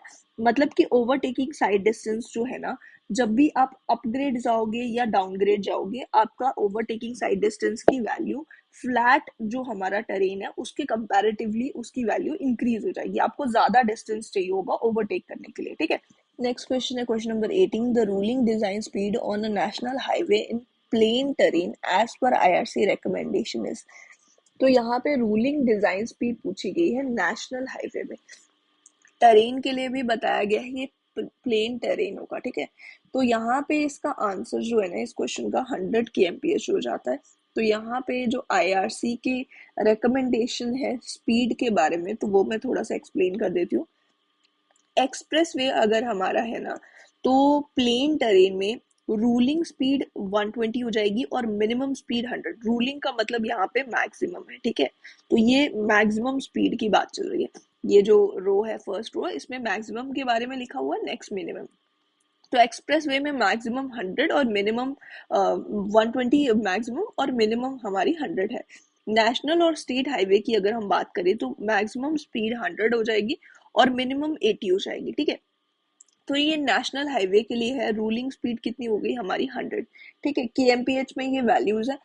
अब यहाँ पे अगर हमारा टेरेन रोलिंग होगा तो उसके लिए क्या होगा, रिकमेंडेशन उसके लिए क्या होती है, रूलिंग जो होगी स्पीड वो 100 हो जाएगी एक्सप्रेसवे के लिए और मिनिमम स्पीड 80 हो जाएगी। नेशनल हाईवे के लिए रूलिंग स्पीड 80 हो जाएगी और मिनिमम स्पीड 65 हो जाएगी, ठीक है। तो इस तरीके से पूरी की पूरी क्लासिफिकेशंस दी गई हैं। तो आप कम से कम ये जो जितना हमने अभी अभी देखा है प्लेन और रोलिंग टेरेन के लिए, ये जो इतना ब्लॉक है ना, ये तो आपको याद रखना ही होगा। बाकी भी अगर आपसे याद रखा जाता है तो आप रख सकते हो, बट आपको मेन ये दोनों तो बिल्कुल 100% आपको याद होने चाहिए कि 120 और 100 वैल्यूज होती है एक्सप्रेस वे, नेशनल हाईवे और स्टेट हाईवे के लिए, ठीक है। रूलिंग स्पीड जो है प्लेन टेरेन में, ठीक है। तो यहाँ पे इस क्वेश्चन का आंसर 100 के एमपीएच हो गया, ठीक है। नेक्स्ट क्वेश्चन है question number 19। The terrain may be classified as rolling terrain if the cross slope of the land is. तो यहाँ पे जो ये जो टेरेन्स है ना, इनको हम क्लासिफाई कर सकते हैं according to the slope of the land. कितनी स्लोप है, कितना स्टीप हमारी जो लैंड है। अगर वो फ्लैट होगा तो उसकी कितनी परसेंटेज होगी उसकी, ठीक है। तो वो हम क्रॉस स्लोप के अकॉर्डिंगली इसको क्लासिफाई करते हैं। तो ये अगर 10% तक है ना तो इसको प्लेन टेरेन हम लोग बोलेंगे, ठीक है। और यहाँ पे 10 से 25 के बीच में हम इसको रोलिंग बोलेंगे, ठीक है। तो यही हमारे क्वेश्चन का आंसर है। और इसके बाद जो 25 से 60 है ना, इसको हम माउंटेनियस टेरेन, माउंटेनियस या फिर हिली भी बोल सकते हो इसको आप, ठीक है। और इसके बाद मोर देन 60% अगर हमारा जो स्लोप है ना, इसको हम बोल देते हैं स्टीप टेरेन, कि ये काफी ज्यादा स्टीप है, ठीक है। मतलब ये 60 जो वैल्यू है बहुत ज्यादा हाई हो जाती है, इसलिए इसको हम स्टीप टेरेन। नेक्स्ट क्वेश्चन है question number 20। If v is the wheel track of a vehicle, h is the height of centre of gravity above road surface, then to avoid overturning and lateral skidding on a horizontal curve the centrifugal ratio should always be। यहाँ पे हमें दिया गया है b एक wheel track जो है vehicle का, और h है हमारी height of the centre of gravity. Vehicle की सेंटर ऑफ ग्रेविटी की हाइट दी गई है above road surface, then to avoid overturning, overturning को अवॉइड करने के लिए, and lateral skidding, lateral skidding को भी अवॉइड करने के लिए एक हॉरिजॉन्टल कर्व में the centrifugal ratio should be, centrifugal ratio जो है वो हमारी किससे कम होनी चाहिए या किससे ज़्यादा होनी चाहिए। तो सबसे पहले तो हम कॉन्सेप्ट समझते हैं। ये जो हमारी बी की वैल्यू दी गई है व्हील ट्रैक की, तो मतलब ये व्हील्स के बीच का डिस्टेंस दिया गया है बी, ठीक है। और हाइट जो सी जी की एच दी गई है, ठीक है। अगर हम कंसिडर करें हमारी व्हीकल, सपोज जब वो व्हीकल जो होगी ना हमारी, वो एक स्ट्रेट रोड पे चल रही होगी, बहुत इजीली ये चलेगी, इसको कोई इशू नहीं आएगा। लेकिन जैसे ही ये कर्व्ड रोड पे चलेगी ना, हमारी व्हीकल जो है वो बाहर की तरफ जो उसके ऊपर एक फोर्स लगने लग जाएगी। सपोज ये हमारी व्हीकल है, इसकी ऊपर बाहर की तरफ एक फोर्स लगेगी जिसको हम पी से डिनोट करें, और इसी को बोलते हैं सेंट्रीफ्यूगल फोर्स, ठीक है। सेंट्रीफ्यूगल फोर्स के बारे में आपने स्कूल में पढ़ा होगा। सेंट्रीफ्यूगल फोर्स क्या होती है, mv, लिख दिया मैंने, mv² अपॉन r, ठीक है। ये हमारी सेंट्रीफ्यूगल फोर्स होती है जो एक ऑब्जेक्ट के ऊपर लगती है जब वो सर्कुलर मोशन में मूव कर रहे हैं। अगर आप खुद भी अगर किसी चीज़ के अराउंड कभी भी आप सर्कुलर मोशन में मूव करने की कोशिश करोगे फास्ट, तो आप देखोगे कि एक बाहर की तरफ फोर्स आपके ऊपर लगेगी, ठीक है। उसी फोर्स को हम सेंट्रीफ्यूगल फोर्स बोलेंगे, ठीक है। तो ये सेंट्रीफ्यूगल फोर्स लगती है यहाँ पे, ठीक है। अब ये जो फोर्स है ये लगेगी यहाँ पे, और इसको रेजिस्ट कौन करेगा, इसको रेजिस्ट करेगा हमारी जो मतलब ये जो हमारी व्हीकल है, इसका जो वेट होगा डाउनवर्ड, इसके ऊपर वेट लग रहा होगा, वही इसको रेजिस्ट करेगा, ठीक है। इसका वेट रेजिस्ट करेगा इस फोर्स को। तो अगर हम यहाँ पे देखें, वेट भी हमारा सी जी पे लग रहा है और इसको भी हमने सी जी पे लगाया है, ठीक है। तो अगर हम निकालें अब कि हमारी ओवरटर्निंग मोमेंट क्या होगी, मतलब जो ओवरटर्निंग मोमेंट आ रही है जिसकी वजह से ये ओवरटर्न कर सकती है हमारी व्हीकल। ओवरटर्न होने का मतलब क्या है कि अगर इस कंडीशन में अभी व्हीकल है ना, जब ये ओवरटर्न करेगी तो ये एक साइड के अबाउट इस तरीके से होगी, ठीक है। ये इसका CG है और ये इसके टायर्स के बीच का डिस्टेंस जिसको हम B बोल रहे हैं, ठीक है। और इसका जो ये व्हीकल है ना, ये पूरी की पूरी मतलब टर्न कर जा रही है, इस तरीके से ये पूरी टर्न कर जाएगी एक साइड के अबाउट, तो ये बाहर की तरफ ओवर टर्न कर सकती है, ये ओवर टर्निंग होती है। और स्किडिंग का मतलब क्या है? स्किडिंग का मतलब ये होता है कि हमारी व्हीकल की डायरेक्शनल स्टेबिलिटी नहीं रहती है, मतलब वो उसको मतलब प्रॉपरली ड्राइवर जो होगा ना, वो प्रॉपरली उसको जिस डायरेक्शन में लेके जाना उसमें नहीं ले जा पाएगा, वो स्किड करेगी, वो आउटवर्ड मूव करेगी, ठीक है। मतलब वो एक मतलब एक साइड के अबाउट वो गिरेगी नहीं, वो मूव कर रही होगी इस तरीके से आउटवर्ड, ठीक है, उस चीज़ को स्किडिंग बोला जाएगा। अब यहाँ पे ओवरटर्निंग मोमेंट की हमने बात करी कि कौन सी ओवरटर्निंग मोमेंट होगी, तो हम आउटर टायर के अबाउट देखेंगे, ठीक है। तो अगर हम देखें कि हमारी ओवरटर्निंग मोमेंट क्या हो जाएगी, P इंटू परपेंडिकुलर डिस्टेंस क्या है, यहाँ पे H है, ठीक है, तो PH हमारी ओवरटर्निंग मोमेंट होगी। फिर अगर हम रीस्टोरिंग मोमेंट की बात करें, जो इस चीज़ को प्रिवेंट कर रही है, वो क्या हो जाएगी, वो हमारा वेट प्रिवेंट कर रहा है, तो वेट का यहाँ पे सिर्फ वेट के साथ डिस्टेंस कितना मल्टीप्लाई होगा, B/2, हाफ डिस्टेंस हो जाएगा ये, W इंटू B/2 हो गया, वेट इंटू परपेंडिकुलर डिस्टेंस, ये हमारी रीस्टोरिंग मोमेंट है जो उसको प्रिवेंट कर रही है, ठीक है। अब यहाँ पे अगर हम बात करें कि जो हमारी ये दोनों मोमेंट्स हैं, ओवरटर्निंग मोमेंट, चाहे हम क्या चाहते हैं कि हमारी ओवरटर्निंग ना हो, उसको प्रिवेंट करने के लिए ये W जो रीस्टोरिंग मोमेंट है, WB/2, इसकी value greater than P into H हो जाएगी, ठीक है, ये ज़्यादा होनी चाहिए, ये हमारी कंडीशन होगी। जब ये पॉसिबल होगा उसी टाइम पे ओवरटर्निंग नहीं होगी। अब ये जो है इसको हम थोड़ा सा रीअरेंज करें अगर, तो W को अगर हम नीचे लेके जाएं यहाँ पे और P/W की वैल्यू निकाली। अब P/W क्या है, ये हमारी सेंट्रीफ्यूगल रेशियो है। P की हमने वैल्यू क्या निकाली थी, P = mv²/r निकाला था ना, तो m मतलब ये वैल्यू होती है, ये मैंने बताया था आपको। तो m क्या हो जाएगा, यहाँ पे m की जगह हम लिख सकते हैं WV/GR, ठीक है, इस तरीके से लिख सकते हैं। G को मैंने एक्सेलरेशन ड्यू टू ग्रेविटी को हमने ऊपर नीचे मल्टीप्लाई कर दिया, ठीक है। अब ये भी हमारी इसकी वैल्यू हो गई, जो हमारी सेंट्रीफ्यूगल फोर्स है। P/W अब यहाँ से निकालूँ तो ये हो जाएगा V²/RG, ठीक है, ये हमारा R जो है वो रेडियस हो जाएगा इस सर्कल का, जिसके अबाउट हम लोग बात कर रहे होते हैं, ठीक है।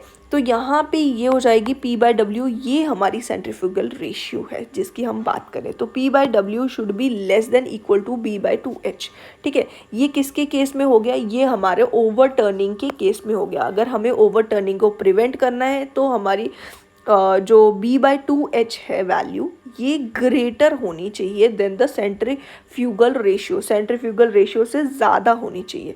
अब अगर हम लैटरल स्किडिंग की बात करें, स्किडिंग जो है ना, उसके पीछे सबसे ज़्यादा रिस्पॉन्सिबल क्या हो जाते हैं, हमारी व्हीकल की ऊपर जो फ्रिक्शन आ रही है, ठीक है, वो ही स्किडिंग को प्रिवेंट कर सकती है, ठीक है। तो हमारे अगर हम देखें इन दोनों टायर्स पे जो रिएक्शन आ रही है, RA और RB, ठीक है, और हमारी जो फ्रिक्शनल फोर्स इसके ऊपर लग रही है इन दोनों टायर्स पे, वो हमारी हो जाएगी हमारा coefficient of friction into RA और coefficient of friction into RB, यही लगेगी ना।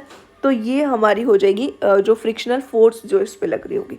तो अगर हम देखेंगे स्किडिंग को प्रिवेंट करने के लिए हम लोग क्या करेंगे कि जो हमारी इसके ऊपर फोर्स आ रही है, सेंट्रीफ्यूगल फोर्स, वो हमेशा कम होनी चाहिए coefficient of friction into weight, weight के साथ, मतलब वेट से कम होनी चाहिए, coefficient of friction into weight, इस चीज़ से जो है ये कम होनी चाहिए वैल्यू, ठीक है। तो यहाँ पे अगर हम P/W निकालें, सेंट्रीफ्यूगल रेशियो की अगर हम बात करें, तो P/W should be less than equal to F, मतलब कोफिशिएंट ऑफ फ्रिक्शन से कम होना चाहिए।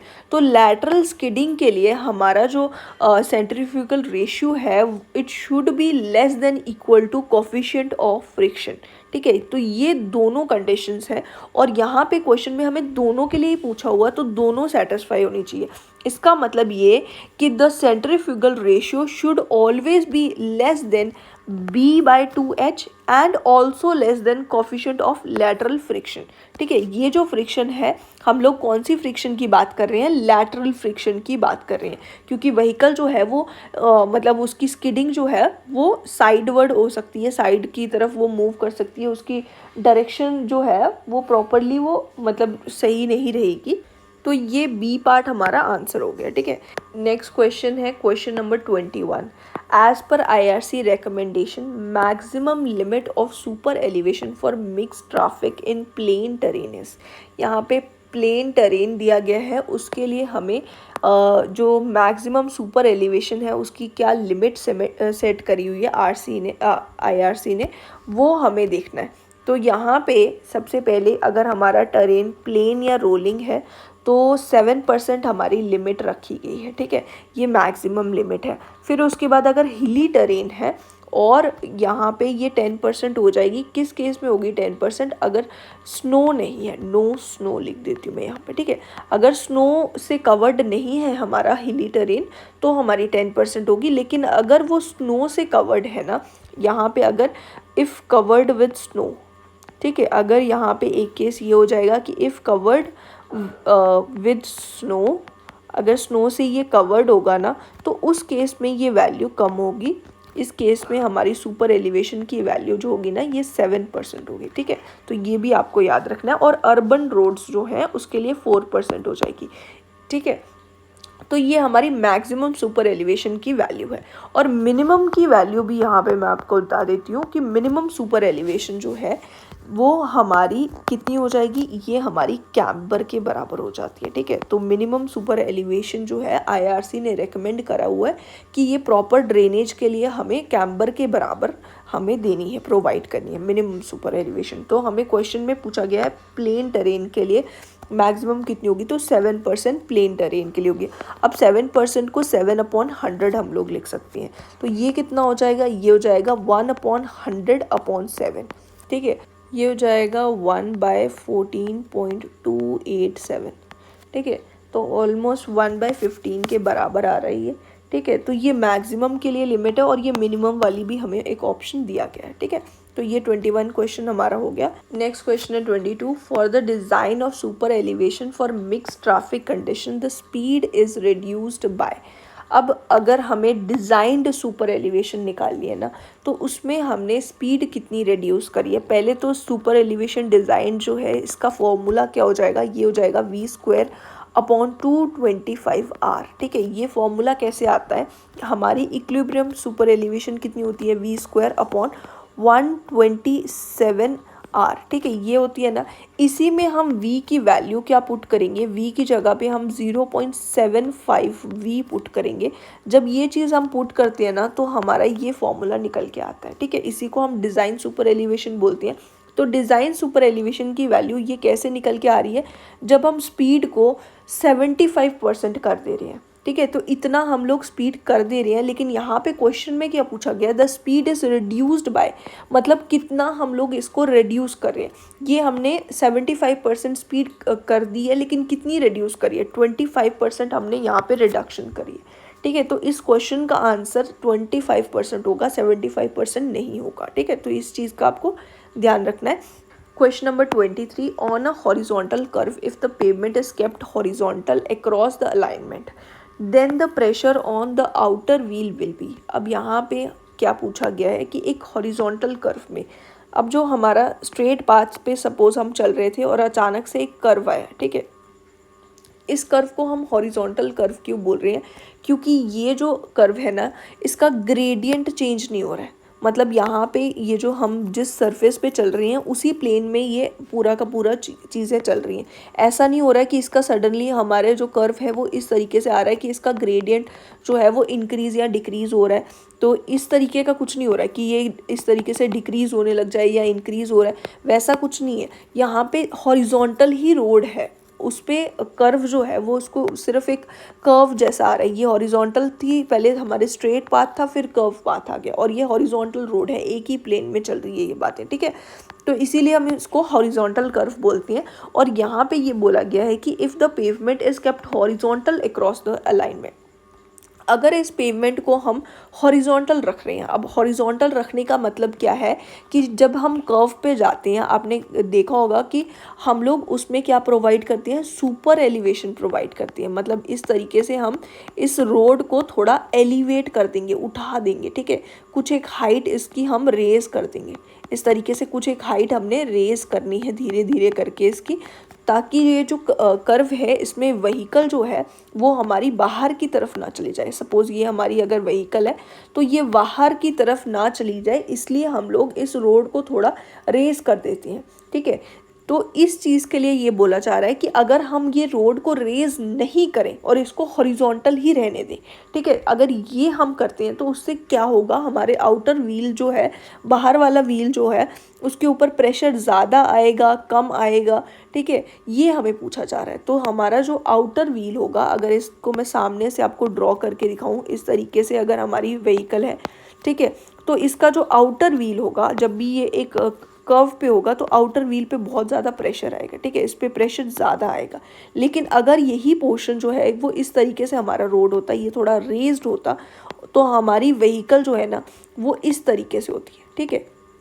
तो ये रेज हो जाता, आउटर व्हील जो है वो हमारा थोड़ा रेज हो जाता है, जिसकी वजह से इसके ऊपर प्रेशर जो है वो कम आता, ठीक है। तो वही चीज़ जो है यहाँ पे पूछी गई है कि आउटर व्हील को अगर हम इस चीज़ को हॉरिजॉन्टल मतलब इसको हम कर्व पे हॉरिजॉन्टल ही रखें, उसको रेज ना करें, तो आउटर व्हील पे ज़्यादा प्रेशर आएगा, more than the pressure on inner wheel. ये हमारा ए पार्ट हमारा आंसर हो जाएगा।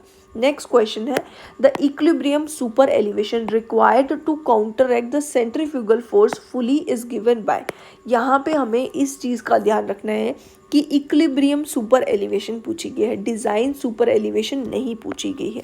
इक्विलिब्रियम सुपर एलिवेशन जो है उसका हमारा फॉर्मूला हो जाता है v²/127r, और जो हमारी डिज़ाइन सुपर एलिवेशन है इसके लिए हम वेलोसिटी रिड्यूस करते हैं, तो हमारा फॉर्मूला ओवरऑल v²/225r आता है, ठीक है। तो हमारा यहाँ पे डी पार्ट आंसर है, ठीक है, ये हमारा डी पार्ट आंसर हो जाएगा v²/127r, ठीक है। नेक्स्ट क्वेश्चन है question number 25, for a constant value of coefficient of lateral friction. Coefficient of lateral friction जो है वो हमारा कांस्टेंट है। The value of required super elevation increases with. अब जो हमारी सुपर एलिवेशन है वो किस किस चीज़ पे डिपेंड करेगी, वो किसके साथ इंक्रीज करेगी, स्पीड या रेडियस की बात चल रही है। तो यहाँ पे मैं आपको फॉर्मूला बताती हूँ। सबसे पहले जो हम फॉर्मूला हमेशा पढ़ते हैं ना, वो हमारा क्या हो जाता है, E+F। F क्या है, हमारा कोफिशिएंट ऑफ फ्रिक्शन, जिसके बारे में ये बताया गया कि ये कांस्टेंट है। और E क्या है, ये हमारी सुपर एलिवेशन है, ठीक है, सुपर एलिवेशन, ठीक है।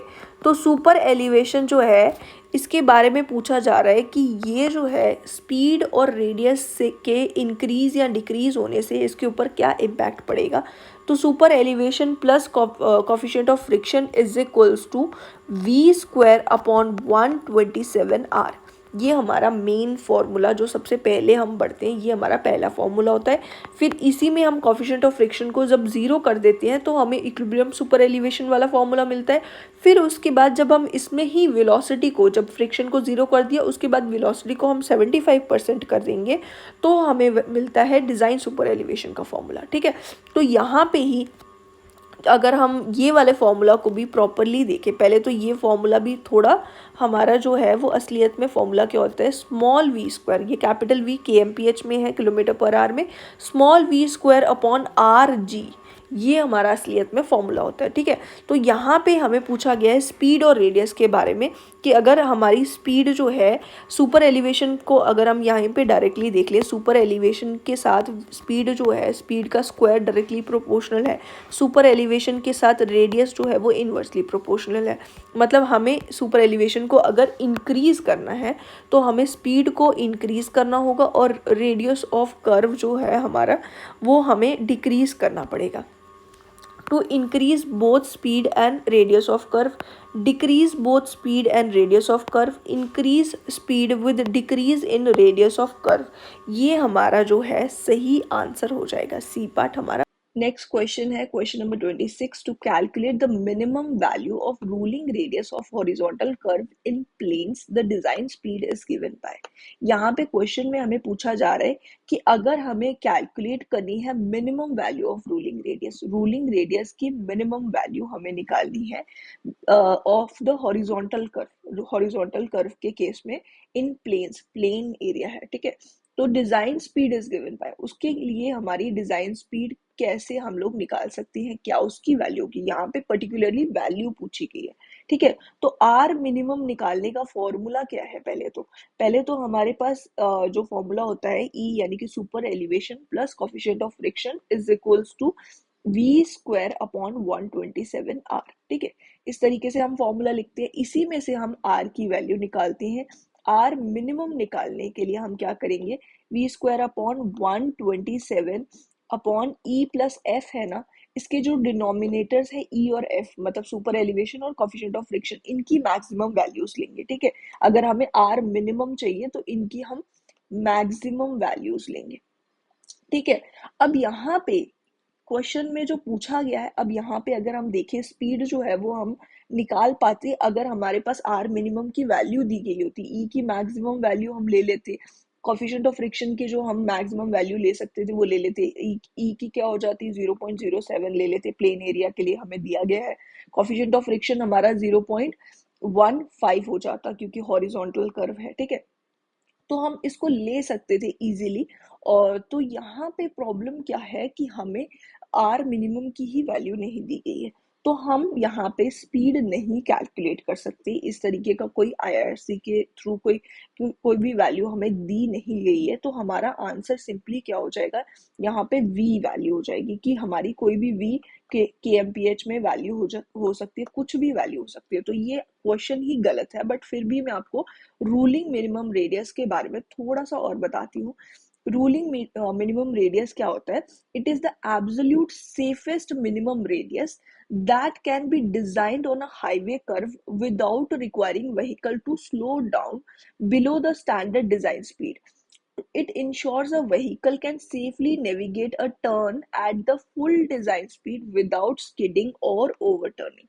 मतलब कि ये जो रूलिंग मिनिमम रेडियस होता है ये सबसे मिनिमम वाली वैल्यू होती है, सेफेस्ट मिनिमम रेडियस की वैल्यू होती है, जिसको हम मतलब डिजाइन कर सकते हैं एक कर्व पे, हाईवे के कर्व पे, ताकि हम इसके बाद क्या होगा, अगर हम इसको डिजाइन कर पाए प्रॉपरली तो उससे क्या होगा, जिससे व्हीकल जो होगी ना उसको स्लो करने की जरूरत नहीं होगी खुद को, मतलब उसके अपनी स्पीड जो है वो डिजाइन स्पीड से चल रही होगी, इजीली चल पाएगी, अपनी स्पीड उसको कम करने की जरूरत नहीं पड़ेगी, ताकि व्हीकल जो है वो सेफली नेविगेट कर पाए, मूव कर पाए। टर्निंग जब टर्न आएगा तो उसमें इजीली वो टर्न कर पाए, स्किडिंग ना हो, उसकी ओवर टर्निंग ना हो। तो वो जो मिनिमम वैल्यू होगी सेफेस्ट वैल्यू रेडियस की, उसी को हम रूलिंग मिनिमम रेडियस बोलते हैं, ठीक है। अब इसके सिवाय एक और रेडियस होता है एब्सोल्यूट मिनिमम रेडियस। अब ये एब्सोल्यूट, यहाँ पे एब्सोल्यूट सेफेस्ट वैल्यू लिखा हुआ है, मतलब एब्सोल्यूट सेफेस्ट मिनिमम रेडियस लिखा हुआ, ये है एब्सोल्यूट मिनिमम रेडियस, इसका नाम है ये एब्सोल्यूट मिनिमम रेडियस। और ये क्या है, it is the absolute lower limit value used only under exceptional circumstances or severe space constraints adopted when ruling radius is impossible, जब हम रूलिंग रेडियस नहीं प्रोवाइड कर सकती, ठीक है। रूलिंग रेडियस जो है ना ये एक सेफेस्ट मिनिमम रेडियस है, और एब्सोल्यूट मिनिमम रेडियस जो है ये एक और लोअर वैल्यू है, जो कि मतलब कि सीवियर केसेस में हमें प्रोवाइड करनी होगी, एक्सेप्शनल सर्कमस्टांसेस पे जब हम रूलिंग रेडियस नहीं प्रोवाइड कर सकते, हमारे लिए इम्पॉसिबल हो जाए। अब यहाँ पे इसको हम जब यूज करेंगे, it uses a lower minimum design speed, यहाँ पे डिजाइन स्पीड हम लोग लोअर रखनी पड़ेगी हमें, यहाँ पे 20 kmph तक की हम डिजाइन स्पीड हमें रखनी पड़ेगी, लेकिन यहाँ पे जो मैक्सिमम वैल्यूज है ई मैक्स और एफ की वैल्यूज जो होंगी ना वो सेम रहेंगी, ठीक है। Forces driver to reduce their speed on the curve, मतलब एब्सोल्यूट मिनिमम रेडियस के केस में ड्राइवर को अपनी स्पीड रिड्यूस करनी पड़ेगी इस केस में, लेकिन जो रूलिंग मिनिमम रेडियस है वो एक सेफ मिनिमम रेडियस है जिसमें आपको स्पीड रिड्यूस करनी नहीं पड़ेगी, ठीक है। तो ये क्वेश्चन हमने डिस्कस कर लिया। अब इसका आंसर जो है ना, इस पे से कुछ भी नहीं होगा, इसका सिर्फ सिंपली आप लिख सकते हो वी के एमपीएच आंसर लिख सकते हो। ये आंसर्स, इसमें से कुछ भी इसका आंसर नहीं होगा। नेक्स्ट क्वेश्चन है the absolute minimum radius of the curve for safe operation of a vehicle of 110 kmph। अब यहाँ पे हमें स्पीड की वैल्यू दी हुई है, तो हम रेडियस बहुत इजीली निकाल सकते हैं। तो हमारा फॉर्मूला जो हमने पहले ही डिस्कस कर लिया हुआ, अब मैं डायरेक्टली लिख रही हूँ। इसकी वैल्यू क्या हो जाएगी, r is equal to v square upon 127 into e plus f. ठीक है, और v जो है इसकी वैल्यू हो जाएगी 110 इसका स्क्वायर अपॉन 127 इंटू ई की वैल्यू 0.07 हम कंसिडर कर रहे हैं कि ये प्लेन एरिया के लिए बोला गया है। ठीक है, तो प्लेन एरिया के लिए 7% हो जाती है सुपर एलिवेशन की वैल्यू। ठीक है, फिर उसके बाद कोफिशिएंट ऑफ फ्रिक्शन हमारा 0.15 हो जाएगा। ठीक है, इसकी वैल्यू आ रही है 433। ठीक है, 433 हमारे पास मीटर्स है ये। ठीक है, तो 433 वैल्यू आ रही है जो कि सी पार्ट के 440 के ऑलमोस्ट पास में है। तो ये हमारा आंसर हो गया। नेक्स्ट क्वेश्चन है question number 28। The attainment of super elevation bye rotation of payment about the inner as of the payment is preferred in steep terrain, result in the balancing of earthwork, avoids the drainage problem in flatter terrain, does not changes the vertical alignment of road। तो यहाँ पे हमें बोला गया है कि अगर super elevation जो है उसको अटेन हम लोग करते हैं bye rotation of payment about inner as.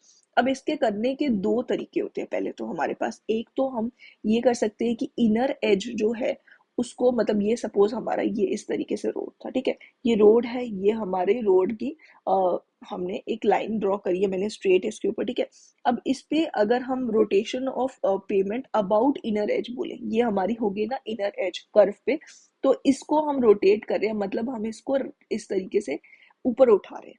मतलब इनर एज के अबाउट हमने इसका जो सरफेस था उसको उठा दिया, इस तरीके का कुछ अब कर्व बन गया। ठीक है, अब ये जो हमारा न्यू वाला कर्व है ये हमारा है कर्व असली में।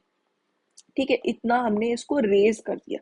इस चीज की बात चल रही है कि इसकी वजह से हमारा जो सुपर एलिवेशन जो है उसमें क्या मतलब चीज होगी कि वो मतलब कब यूज करा जाएगा, ये वाला केस। दूसरा केस क्या होता है वो भी हम लोग डिस्कस कर लेते हैं। दूसरा केस ये हो सकता है कि हम लोग यहाँ पे इनर एज को हमने रोटेट करा है, हम सेंटर लाइन जो है ना वो हमारी रोटेट कर सकते हैं। सेंटर लाइन को किस तरीके से रोटेट करेंगे कि जो इनर एज होगी ना उसको हम डाउन कर देंगे और जो हमारी आउटर एज होगी उसको रेज कर देंगे। मतलब इतनी जगह से हम लोगों ने क्या करना है, ये हमारी पहले रोड का ये सरफेस था इतना। ठीक है, अब उसके बाद हमने क्या किया, हमने यहाँ पे करी कटिंग। ठीक है, और इस वाली चीज को यहाँ पे लेके आए। ठीक है, ये रोड का अब सरफेस हो गया और ये वाले पोर्शन में यही वाला जो मटेरियल है इसको उठा के हमने यहाँ पे डाल दिया और फिर उसके बाद इस पोर्शन को हमने इस तरीके से रेज कर दिया और ये हमारी जो न्यू हमारा कर्व है वो ये इस तरीके से, मतलब हमारे जो रोड का सरफेस है वो इस तरीके से हो गया। ठीक है, इसकी वजह से हमें सुपर एलिवेशन हम लोगों ने अपनी अचीव कर ली। अब ये दो तरीके हो जाते हैं। तो इस तरीके में अगर हम सिर्फ एक प्लेन टेरेन जो है वो कंसिडर करके उसके बाद अगर हम चीजों को देखें, सपोज ये प्लेन टेरेन में है, तो अगर आप देखोगे यहाँ पे कि ये जो चीज है ना इसमें पहली चीज तो ये वाले पोर्शन में आपको समझ आ गया कि कटिंग और फिलिंग होगी। ठीक है, cutting is equals to filling हो जाएगी। और ये जो केस है ना ये वाले केस में यहाँ पे ड्रेनेज का इशू नहीं होगा। ड्रेनेज जो है कटिंग और जो हमारी फिलिंग होगी ये बैलेंस होगी इस केस में। और दूसरे वाले केस में बैलेंस, ठीक है, ये बैलेंस होगी। और ये जो केस है इसमें ड्रेनेज का इशू नहीं होगा क्योंकि ये जो पोर्शन होगा यहाँ से वाटर जो है वो मतलब यहाँ से निकल जाएगा पर रोड के ऊपर वो नहीं रहेगा। ठीक है, तो ड्रेनेज का इशू नहीं होगा इस केस में। तो यहाँ पे अगर हम बात करें तो it is preferred in steep terrain. अगर हमारे पास एक स्टीप टेरेन है, बहुत ज्यादा स्टीप है, उसके केस में अगर हम ये वाला केस यूज करते हैं तो ये सही रहेगा कि नहीं, तो ये सही नहीं रहेगा उसके केस में। और बैलेंस अर्थवर्क हमारा इस केस में नहीं होता, ये हमें समझ आ गया। हम अवॉइड कर सकते हैं ड्रेनेज प्रॉब्लम अगर हम फ्लैट टेरेन में इस चीज को यूज करें। बिल्कुल सही ऑप्शन है, सी पार्ट हमारा सही हो गया। Does not changes the vertical alignment of road, road की वर्टिकल अलाइनमेंट चेंज होगी, ये चीज भी हमें दिख रही है। ठीक है, नेक्स्ट क्वेश्चन है question number 29। Select the correct statement. इसमें से कौन सी स्टेटमेंट सही है ये हमें सिलेक्ट करना है। Psychological extra widening depend on the number of traffic lane, mechanical extra widening depends on the speed of vehicle, psychological extra widening depend on the length of the wheel base, psychological extra widening depends on the speed of vehicle. अब यहाँ पे पहले तो हम लोग formulas देख लेते हैं दोनों के। एक्स्ट्रा वाइडनिंग जो है ना, इसके फॉर्मूलाज क्या हो जाते हैं, N L square upon 2r। ये हमारा किसका फॉर्मूला है, ये हमारा मैकेनिकल के लिए फॉर्मूला है, मैकेनिकल एक्स्ट्रा वाइडनिंग के लिए। और साइकोलॉजिकल एक्स्ट्रा वाइडनिंग के लिए v अपॉन 9.5 रूट आर, ये हमारा साइकोलॉजिकल के लिए हो जाएगा। ठीक है, तो साइकोलॉजिकल एक्स्ट्रा वाइडनिंग और मैकेनिकल एक्स्ट्रा वाइडनिंग के ये फॉर्मूलाज हो गए। अब यहाँ पे पहले हम फॉर्मूला से देखते हैं, फिर हम इनको समझेंगे कि क्या क्या ये चीजें होती है। पहले तो हम psychological extra widening depend on the number of traffic lens, तो ये एन जो है ना, ये हमारे नंबर ऑफ ट्रैफिक लेन्स है। ठीक है, नंबर ऑफ लेन्स में लिख देती हूँ। तो ये जो है ये मैकेनिकल एक्स्ट्रा वाइडनिंग पे डिपेंड करता है। ठीक है, मैकेनिकल एक्स्ट्रा वाइडनिंग में इसके ऊपर डिपेंड करती है। Mechanical extra widening depends on the speed of vehicle. यहाँ पे आपको इस फॉर्मूला में स्पीड कहीं पे भी दिखाई नहीं दे रही है। ठीक है, तो मतलब ये दोनों ही ऑप्शंस फर्स्ट और सेकंड गलत है। फिर आ गया है कि psychological extra widening depends on the length of wheel base. तो लेंथ ऑफ व्हील बेस जो ये एल है ना, इसी को हम लेंथ ऑफ व्हील बेस बोल रहे हैं, जो कि मैकेनिकल एक्स्ट्रा वाइडनिंग में आता है। तो मतलब ये साइकोलॉजिकल एक्स्ट्रा वाइडनिंग का इससे कुछ लेना देना नहीं है। नेक्स्ट ऑप्शन है कि psychological extra widening depends on the speed of vehicle. ये हमारा साइकोलॉजिकल एक्स्ट्रा वाइडनिंग का फॉर्मूला है और क्लियरली हमें यहाँ पे स्पीड जो है वो दिख रही है, कैपिटल V kmph में हमें दिख रही है। इसका मतलब डी पार्ट हमारा आंसर हो जाएगा। अब हम बात कर लेते हैं कि ये जो एक्स्ट्रा वाइडनिंग्स है, ये हमारे पास सपोज एक कर्व है, एक सर्कुलर कर्व को हम लोग कनेक्ट करते हैं एक स्ट्रेट पाथ से। ठीक है, तो उसके बीच में हमें यूज करना होता है ट्रांजिशन कर्व। सपोज ये हमारा सर्कुलर कर्व है, ठीक है, और ये हमारा स्ट्रेट पाथ आ रहा था। ठीक है, तो इसको हमने कनेक्ट करा है एक ट्रांजिशन कर्व से। जब हम इसको कनेक्ट करेंगे ना, तो हम ट्रांजिशन कर्व की हेल्प से इसको कनेक्ट करेंगे, तो उसी में हमें प्रोवाइड करनी पड़ेगी एक्स्ट्रा वाइडनिंग। ठीक है, तो जब हम एक्स्ट्रा वाइडनिंग प्रोवाइड करेंगे ना, तो वो एक्स्ट्रा वाइडनिंग दो टाइप की होगी, एक हो जाएगी मैकेनिकल, एक हो जाएगी साइकोलॉजिकल। मैकेनिकल एक्स्ट्रा वाइडनिंग क्या है कि हमारी जो व्हीकल है उसकी टेंडेंसी होती है आउटवर्ड मूव करने की, बिकॉज ऑफ सेंट्रीफ्यूगल फोर्स। ठीक है, पी उसके ऊपर सेंट्रीफ्यूगल फोर्स लग रही होती है जो बाहर की तरफ लगेगी, और हमारी व्हीकल जो होगी वो बाहर जा सकती है, मतलब वो आउटवर्ड मूव कर जाएगी। इसीलिए उस चीज के लिए उसको थोड़ा और एक्स्ट्रा हमने पाथ प्रोवाइड कर दिया, रोड थोड़ा और इंक्रीज कर दी उसकी विड्थ। ठीक है, एक ये हो जाता है। दूसरा हमारा साइकोलॉजिकल एक्स्ट्रा वाइडनिंग क्या होती है कि जब भी आप इस तरीके के किसी कर्व में जाओगे ना, हर इंसान की टेंडेंसी होगी कि वो ये जो लास्ट वाले कॉर्नर है इससे थोड़ा वो दूर रहना चाहेगा। ठीक है, वो अंदर की साइड थोड़ा रहना चाहेगा, इसीलिए यहाँ पे हम थोड़ा सा और एक्स्ट्रा स्पेस प्रोवाइड कर देते हैं, क्योंकि कुछ एक पोर्शन ऐसा होगा जिसमें कोई भी मूव नहीं करेगी व्हीकल। ठीक है, तो इसीलिए हम थोड़ा और प्रोवाइड करते हैं रोड की विड्थ, जिसको हम साइकोलॉजिकल एक्स्ट्रा वाइडनिंग बोलते हैं। ठीक है, तो यहाँ पे ये क्वेश्चन जो है, क्वेश्चन नंबर 29, इसका डी पार्ट आंसर हो गया। ठीक है, क्वेश्चन नंबर 30 हमारा है, in case of hill roads the extra widening is generally provided. अब यहाँ पे हम हिल रोड्स की अगर बात करें, तो एक्स्ट्रा वाइडनिंग हिल रोड्स के केस में हमें पूरी की पूरी इनर साइड ऑफ कर्व में हमें प्रोवाइड करनी होती है। ठीक है, मतलब इनर साइड में हम लोग प्रोवाइड करते हैं, आउटर साइड में हम लोग एक्स्ट्रा वाइडनिंग प्रोवाइड ही नहीं करते। तो ये इसका बी पार्ट इसका आंसर हो जाएगा। अब यहाँ पे एक दो पॉइंट और हैं जो हम लोग डिस्कस कर लेते हैं। एक तो हिल रोड की बात होगी कि एक्स्ट्रा वाइडनिंग हमें इनर साइड में प्रोवाइड करनी है। दूसरा, अगर हमारे पास सिंगल लेन अगर हमारे पास रोड होगा ना, ठीक है, तो हम उसके केस में एक्स्ट्रा वाइडनिंग जो होगी ना, वो सिर्फ मैकेनिकल एक्स्ट्रा वाइडनिंग हम लोग प्रोवाइड करेंगे। ठीक है, तो मैकेनिकल एक्स्ट्रा वाइडनिंग हम सिर्फ प्रोवाइड करेंगे सिंगल लेन में। और अगर हमारे पास रेडियस ऑफ कर्व की अगर हम बात करें, तो रेडियस ऑफ कर्व अगर लेस देन 50 है, तो हमें WE यानी कि एक्स्ट्रा वाइडनिंग जो होगी वो सिर्फ इनर साइड में प्रोवाइड करनी होगी। ठीक है, तो ये होगी एक और पॉइंट। और ये इनर साइड वाली चीज हिल रोड के जैसे ही आप याद रख सकते हो। ठीक है, तो ये R की वैल्यू अगर 50 से लेके 300 के बीच में होगी, ठीक है, तो हमें एक्स्ट्रा वाइडनिंग जो होगी ना वो हाफ हाफ प्रोवाइड करनी है। बोथ साइड जो हमारी वैल्यू आएगी जब हम कैलकुलेट करते हैं तो हम दोनों साइड पे हाफ हाफ प्रोवाइड करेंगे, ठीक है। और उसके सिवाय मल्टी लेन रोड में भी सेम हमें यही करना है, ठीक है। उसके बाद हमारे पास आ जाता है नेक्स्ट ये कि आर की वैल्यू अगर ग्रेटर देन 300 हो जाती है, 300 मीटर से भी ज्यादा अगर हमारे रेडियस की वैल्यू होगी तो हमें कोई एक्स्ट्रा वाइडनिंग नहीं प्रोवाइड करनी है। कई बार क्वेश्चन में आप देखोगे कि 300 से भी ऊपर की वैल्यू दी होगी और सारी चीजें आपको जितनी भी रिक्वायर्ड होंगी एक्स्ट्रा वाइडनिंग कैलकुलेट करने के लिए हर एक चीज आपको प्रोवाइड करी गई होगी। बट आपको ये चीज नोटिस करनी है कि वहां पे आर की वैल्यू 300 से ज्यादा तो नहीं है। अगर ज्यादा होगी आपको प्रोवाइड ही नहीं करनी है, डायरेक्टली आपको जीरो आंसर करना है, ठीक है। तो ये इससे रिलेटेड कुछ पॉइंट्स हो गए। और अब हमारे पास है question number 31। The mechanical extra widening required for 10.5 metre wide pavement on horizontal curve of radius r metre is given by. Mechanical extra widening का फॉर्मूला अभी अभी हमने देखा NL² अपॉन 2r, और n क्या थे, नंबर ऑफ लेन्स, ठीक है। तो नंबर ऑफ लेन्स की अगर हम बात करें 10.5 मीटर हमें वाइड दिया गया है रोड, इसका मतलब 10.5 डिवाइडेड बाय 3.5 हम लोग करेंगे तो हमें क्या मिलता है, इज इक्वल्स टू 3 हमारा आंसर हो जाएगा।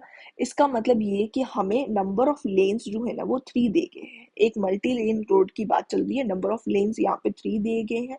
3 × L² अपॉन 2r ये हमारा फॉर्मूला हो जाएगा, जो कि ऑप्शन हमारा डी हो जाएगा। डी पार्ट हमारा आंसर हो गया।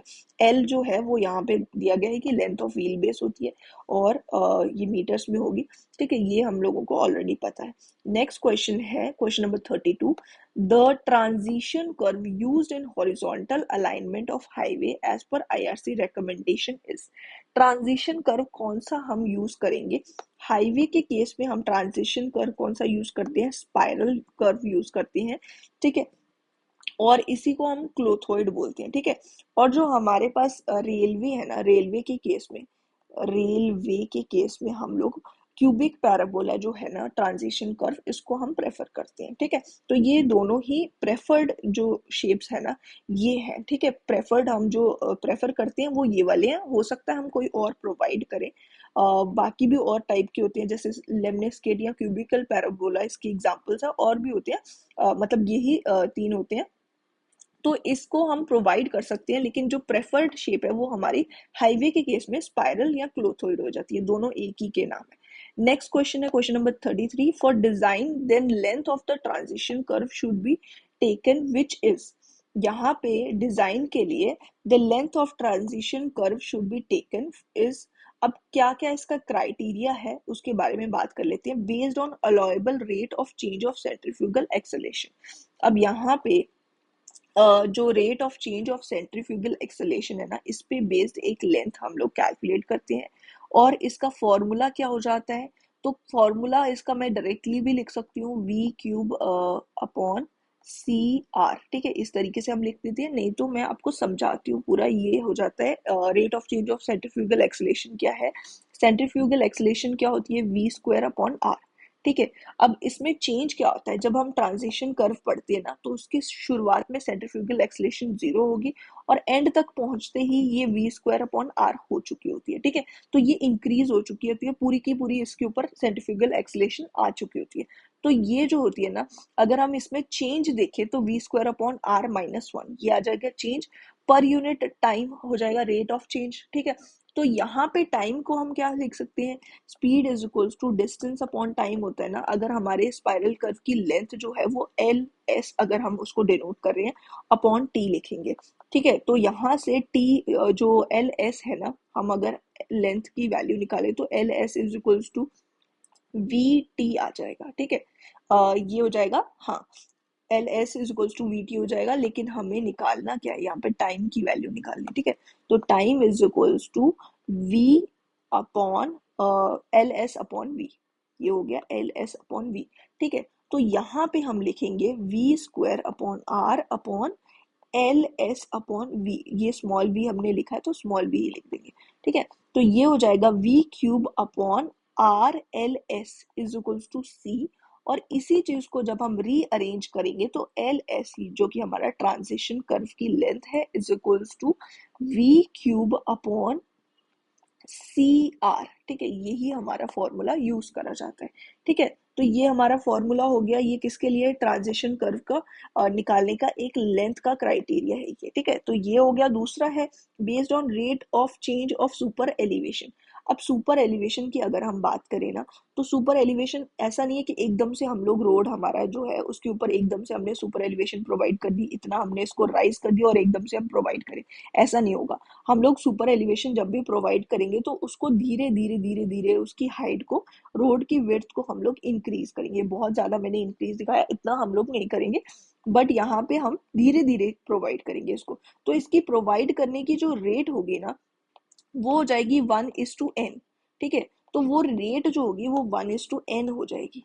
तो यही रेट जो है, rate of change of super elevation जो है ना, इस पे बेस्ड भी हमारे पास दो फॉर्मूलाज हो सकते हैं। ठीक है, तो वो दो फॉर्मूलाज कौन से हो जाएंगे कि अगर हमने पहला तो ये हो जाएगा हमारे पास NE/W+WE/2, और दूसरा फॉर्मूला ये हमारे लेंथ का ही फॉर्मूला है। दूसरा फॉर्मूला हो जाएगा NE/W+WE। ये वाला जो है ना, ये सेंटर लाइन के अबाउट जब हम इसको, जो हमारा पोर्शन, जो आउटर पोर्शन है उसको रेज कर रहे हैं और इनर वाले को डाउन कर रहे हैं। ठीक है, तो सेंटर लाइन को जब हम रोटेट कर रहे हैं तो उसके केस में ये वाला हो जाएगा, और अगर हम आउटर एज को रेज कर रहे हैं अबाउट द इनर एज, तो हमारा ये वाला फॉर्मूला हो जाएगा। ठीक है, तो ये दोनों ही केसेस इसके आंसर हो जाते हैं। तो इसमें से जो हाईएस्ट वैल्यू आएगी ना, वो हम प्रोवाइड करेंगे यहाँ पे। जो सबसे हाईएस्ट वैल्यू होती है वो हम यहाँ पे प्रोवाइड करते हैं। तो सी पार्ट हमारा आंसर हो जाएगा। इन तीनों में से, यहाँ पे तीन फॉर्मूलाज हमें मिल गए, तीनों में से जो हाईएस्ट होगी वो हमारा आंसर हो जाएगा। सी पार्ट हमारा आंसर। इसके बाद है question number 34, the maximum design gradient for vertical profile of road is. Maximum design gradient हम कौन सा लेंगे for the vertical profile of road? तो सबसे पहले तो आ जाता है एक्सेप्शनल ग्रेडियंट, जिसकी स्टीपनेस के अकॉर्डिंग हम लोग देख रहे हैं। ठीक है, स्टीपनेस जो है उसके अकॉर्डिंग हम लोग देख रहे हैं। तो एक्सेप्शनल ग्रेडियंट सबसे पहले आएगा, फिर उसके बाद लिमिटिंग आ जाएगा। ठीक है, इसकी स्टीपनेस उससे कम होगी। ठीक है, फिर उसके बाद आ जाता है नेक्स्ट हमारे पास रूलिंग रेडियस। ठीक है, फिर उसके बाद आ जाएगा मिनिमम रेडियस। ठीक है, तो ये सारे जो है स्टीपनेस के अकॉर्डिंग दिए गए हैं कि किसकी कम स्टीपनेस होगी। तो यहाँ पे मिनिमम वाले की सबसे कम स्टीपनेस होगी, फिर उसके बाद रूलिंग रेडियस होगा। तो यहाँ पे लेकिन जो हम यूज करते हैं ना, मैक्सिमम डिजाइन ग्रेडियंट जो हम लोग यूज करते हैं, जो कि कंफर्ट के अकॉर्डिंगली हम यूज कर रहे होते हैं, तो हमारा रूलिंग ग्रेडियंट जो होगा ना, वो हमारा हम लोग यूज करते हैं। ठीक है, तो ये हमारा ए पार्ट आंसर हो जाता है यहाँ पे। ठीक है, नेक्स्ट क्वेश्चन है question number 35, the percentage compensation in gradient for ruling gradient of 4% and horizontal curve of radius 460 metre. यहाँ पे पूछा गया है कि परसेंटेज कंपनसेशन इन ग्रेडियंट, कितना हमने कंपनसेट करना है इस ग्रेडियंट के केस में। रूलिंग ग्रेडियंट हमें दिया गया है 4% है, और कर्व ऑफ रेडियस, रेडियस की भी वैल्यू दी हुई है 760 मीटर। तो पहले तो मैं फॉर्मूला आपको बता देती हूँ। ग्रेड अगर हमें कंपनसेशन करनी है उसके लिए हमारे पास दो फॉर्मूलास है। एक तो है 30+r, जो रेडियस के लिए मतलब हेल्प से हम लोग, ये फॉर्मूलाज है हमारे बनाए हुए। तो 30+r/r, और दूसरा है 75/r। ये दो फॉर्मूलाज है, और इसमें से जो मिनिमम वैल्यू आती है ना, वो हमें चूज करनी होती है। और जो वैल्यू आएगी, सपोज यहाँ पे हमारी 1% वैल्यू आ रही है, दोनों में से वैल्यू निकाल के मिनिमम जो वैल्यू आ रही है वो 1% है। तो जितना हमें रूलिंग ग्रेडियंट की वैल्यू दी होगी ना, इस केस में दी हुई है 4%, तो 4% माइनस 1% हम लोग करेंगे, और 3% जो हमारी वैल्यू होगी, ये हमारा मतलब इतना कंपनसेटेड है। इस तरीके से हम लोग इसको निकालते हैं। बट यहाँ पे प्रॉब्लम क्या है कि क्वेश्चन में हमें 4% ग्रेडियंट दिया हुआ। अब इसके साथ एक और कंडीशन भी होती है कि in any case not greater than, not less than 4%। ये जो हमारा कंपनसेट हो जाता है ना, उसके बाद ग्रेडियंट जो पूरा कंपनसेट करने के बाद जो फाइनल हमें ग्रेडियंट मिलेगा, जिसको हम कंपनसेटेड ग्रेडियंट बोलेंगे। ठीक है, जब हम माइनस करने के बाद वैल्यू निकालेंगे ना, वो किसी भी केस में नॉट लेस देन 4%, 4% से कम नहीं होनी चाहिए। ठीक है, तो यहाँ पे क्वेश्चन में ही 4% वैल्यू दी हुई है, तो इसका मतलब ये है कि नो कंपनसेशन इज रिक्वायर्ड। ये डी पार्ट हमारा आंसर हो गया। नेक्स्ट क्वेश्चन है हमारा question number 36। If the ruling gradient is 1 in 20 and there is also horizontal curve of radius 76 metre, then the compensated gradient should be. यहाँ पे question में हमें दिया गया है कि रूलिंग ग्रेडियंट जो है उसकी वैल्यू 1 in 20 है और हॉरिजॉन्टल कर्व की रेडियस जो है वो 46 मीटर है।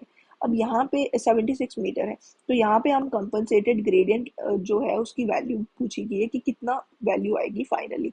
तो पहले तो रूलिंग ग्रेडियंट जो रूलिंग ग्रेडियंट है हमारा, ग्रेडियंट की हम लोग बात करें तो ये 1 in 20 हमें दिया गया है, ठीक है।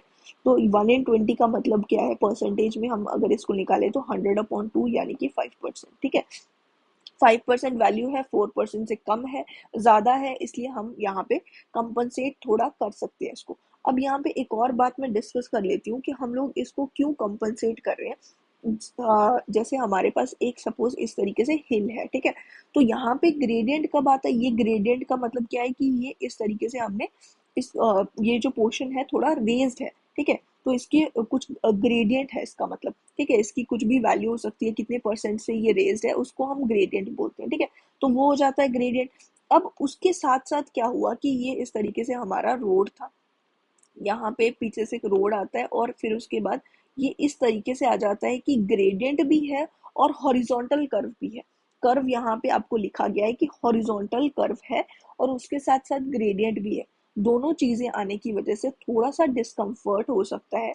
तो जब ये रोड जो होगा ना, वो इस तरीके से हमें रोड कभी भी दिखेगा ना, तो इसमें हम ग्रेडियंट जो होगा ना, ये हमारा ग्रेडियंट हो जाएगा कि ये जो हमारा ग्रेडियंट है उसको हम थोड़ा डिक्रीज करेंगे ताकि ये जो रोड है इस तरीके से ना आने की बजाय ये थोड़ा रोड जो है ना ये इस तरीके से आए यहाँ पे, ठीक है। थोड़ा सा इसको हम ग्रेडियंट को डिक्रीज करेंगे, ठीक है। कर्व भी आ गया, ग्रेडियंट भी आ गया, इसलिए हमने थोड़ा सा इसके जो ग्रेडियंट है उसको डिक्रीज करा। अब ग्रेडियंट को हम डिक्रीज क्यों कर रहे हैं, मतलब क्या इसकी वैल्यू आ रही है, अब डिक्रीज करने के बाद हम वो चेक करते हैं। 4% तक मिनिमम वैल्यू हो सकती है। अब हम देखें कंपनसेटेड ग्रेडियंट की वैल्यू, तो यहाँ पे कंपनसेटेड ग्रेडियंट मतलब कंपनसेटेड नहीं, पहले तो हम कितना हमने कंपनसेशन प्रोवाइड करनी है। Grade compensation is equals to 30+r/r और 75/r, ये दोनों फॉर्मूलाज होते हैं, इसमें से मिनिमम वैल्यू हमें लेनी है और ये हो जाएगा 30+r, कितना है हमारे 76 दिया गया था, 76/76 और 75/76। तो इसकी वैल्यू 1.3 समथिंग परसेंट आ रही है और इसकी वैल्यू 0.98 समथिंग परसेंट आ रही है, ठीक है। तो यहाँ पे मिनिमम वैल्यू जो है वो हमें चूज करनी है, तो 0.98 ऑलमोस्ट इसको हम 1 कंसिडर कर सकते हैं, 1%, ठीक है। तो हमने 1% जो है वो अपने ग्रेडियंट को कंपनसेट कर देना है। तो हमारी कंपनसेटेड ग्रेडियंट की वैल्यू आ जाएगी 5% माइनस 1% यानी कि 4%, ठीक है। तो हमारा 4% आंसर हो गया, बी पार्ट हमारा आंसर हो गया। नेक्स्ट क्वेश्चन है the camber of road should be, question number 37, the camber of road should be approximately equal to, camber किसके बराबर होना चाहिए। तो यहाँ पे ग्रेडियंट के बारे में बात करी गई है कि ग्रेडियंट से अप्रोक्सीमेटली कितने बराबर होगा ये। तो कैम्बर के बारे में मैं बता देती हूँ आपको। पहले तो हमारा ये इस तरीके से रोड है, ठीक है, ये हमारा रोड होता है ना, इसका जो सेंट्रल पोर्शन होगा वो थोड़ा सा इस तरीके से रेज्ड होगा, ठीक है। अगर इसको मैं थोड़ा आपको इस तरीके से बताऊं तो ये थोड़ा रेज्ड होता है, ये वाला पोर्शन थोड़ा सा रेज्ड होता है। तो ये जो रेज्ड पोर्शन होता है इसी चीज को हम कैम्बर बोलते हैं, ठीक है। ये किसके लिए, ड्रेनेज पर्पस के लिए प्रोवाइड करा जाता है। अब यहाँ पे ये जो है कैम्बर, इसके बारे में हम लोग बात कर रहे हैं कि ये ग्रेडियंट के कितने के बराबर होगा। तो ग्रेडियंट क्या था, ग्रेडियंट हमारा इस तरीके से था, जो हमारा हिल टाइप कोई जगह है या कोई इस तरीके से रेज्ड पोर्शन है, हॉरिजॉन्टल के अबाउट वो रेस्ड है, तो उसको हम बोल देते हैं ग्रेडियंट है ये चीज, ठीक है। तो ग्रेडियंट के बारे में बोला गया है, ग्रेडियंट और कैम्बर के बीच में कंपैरिजन हम लोग देख रहे हैं। तो कैम्बर जो है ना, कैम्बर हम सी बोल रहे हैं कैम्बर को, और कैम्बर जो होगा ना वो ग्रेडियंट जो हमें प्रोवाइड करा होगा उसके हाफ के बराबर हम लोग इसको लेके चल सकते हैं अप्रोक्सीमेटली, ठीक है। तो यहाँ पे ये हो जाएगा हाफ द लॉन्गिट्यूडनल ग्रेडियंट, ठीक है। ये हमारा डी पार्ट हमारा आंसर हो जाएगा, ठीक है। नेक्स्ट क्वेश्चन है question number 38, which of the following shape is preferred in a valley curve. अब हम इस कर्व के बारे में बात करें तो पहले तो हमारा ये सपोज एक स्ट्रेट रोड है, ठीक है। अब क्या होता है कि एक रेज्ड पोर्शन आ जाता है, मतलब कि हाइट कुछ होगी इस पोर्शन की। तो अगर ये रेज्ड होगा, सपोज ये कोई एक हिल जैसा कोई पोर्शन है जिसमें हमें रोड को, मतलब बहुत ज्यादा ये हिल नहीं है, थोड़ा सा रेस्ड पोर्शन है जिसकी वजह से रोड को हम इस तरीके से रेज कर रहे हैं। अब इस चीज को हम क्या बोलेंगे, इसको सबमिट कर्व बोलेंगे, ठीक है। ये हमारा हो जाएगा सबमिट कर्व, ठीक है। तो ये हो जाएगा सबमिट कर्व। और कई बार ऐसा होगा कि हम स्ट्रेट रोड पे चल रहे हैं और हमें एक डिप्रेशन जैसी जगह से जाना पड़ेगा जिसकी वजह से हमें अपने रोड को थोड़ा डाउनवर्ड लेके जाना पड़ेगा, तो इस चीज को हम बोलेंगे वैली कर्व, ठीक है। ये हमारा वैली कर्व है, ठीक है। मतलब कि वैली शेप का हमारा कर्व है जिसमें हमने प्रोवाइड कर दिया रोड, ठीक है। अब यहाँ पे वैली कर्व के केस में और सबमिट कर्व के केस में हमें क्या प्रोवाइड करना है, शेप। तो यहाँ पे अगर मैं बताऊं आपको तो शेप हमारी जो सबमिट के केस में होगी ना, जो दोनों ही केसेस में हम प्रोवाइड कौन सी करते हैं, तो प्रोवाइड हम सबमिट और वैली यहाँ पे लिख देती हूँ मैं। तो प्रोवाइड हम दोनों ही केस में जो करेंगे वो होगी हमारी 2 डिग्री पैराबोला, ठीक है।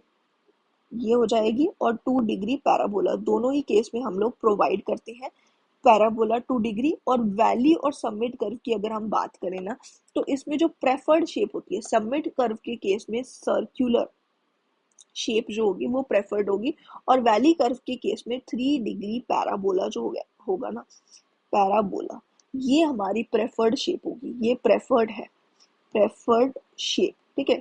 तो हमारा बी पार्ट यहाँ पे क्यूबिकल पैराबोला, मतलब 3 डिग्री मैं इसको बोल रही हूँ, ये क्यूबिकल पैराबोला हो जाएगा, ठीक है। तो ये हमारा हो जाएगा क्यूबिकल पैराबोला।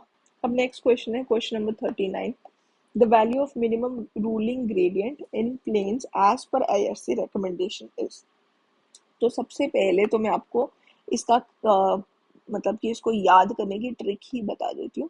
तो सबसे पहले हमारे पास आएगा प्लेन एरिया, ठीक है। दूसरा हमारे पास हो जाएगा माउंटेनियस, माउंटेनियस एरिया जिसकी कि आर एल जो है वो ग्रेटर देन 3000 है, ठीक है। और दूसरा हमारे पास है माउंटेनियस एरिया जिसका आर एल हमारे पास लेस देन 3000 है, ठीक है। तो ये हो गए। और यहाँ पे क्या आएगा, यहाँ पे आएगा हमारे ग्रेडियंट्स, ठीक है।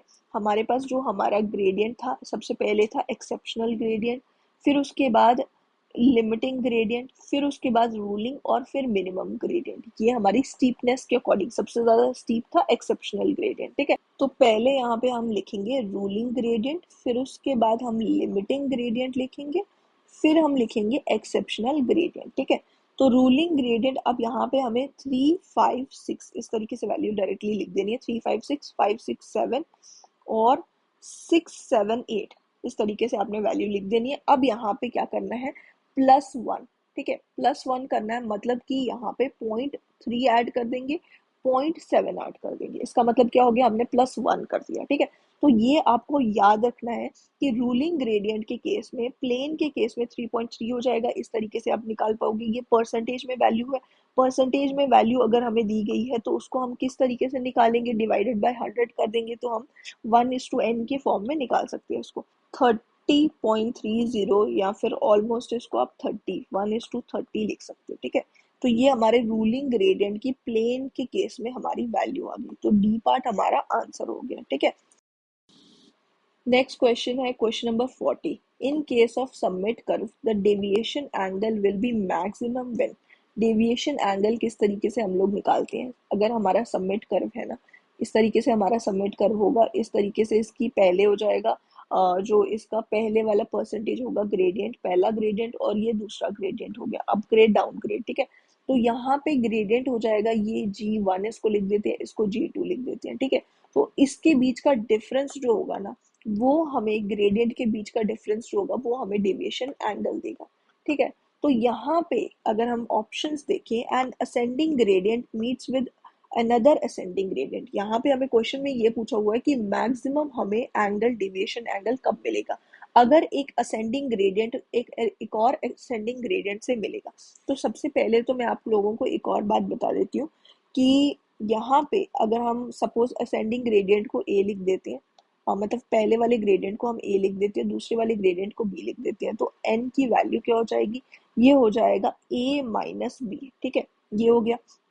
दूसरा, एक अगर हमारे पास ascending gradient meet with the descending gradient, तो यहाँ पे ये हो जाएगा A minus of minus B, क्योंकि डिसेंडिंग ग्रेडियंट है तो उसके आगे नेगेटिव साइन आएगा, तो ये आ जाएगा ए प्लस बी, हमारा आंसर आएगी। ठीक है, फिर नेक्स्ट है a descending gradient meet with another descending gradient, तो मतलब कि ये negative of A minus of minus B, यानी कि ये आ जाएगा माइनस ए प्लस बी। ठीक है, फिर उसके बाद आ जाएगा an ascending gradient meet with a level surface.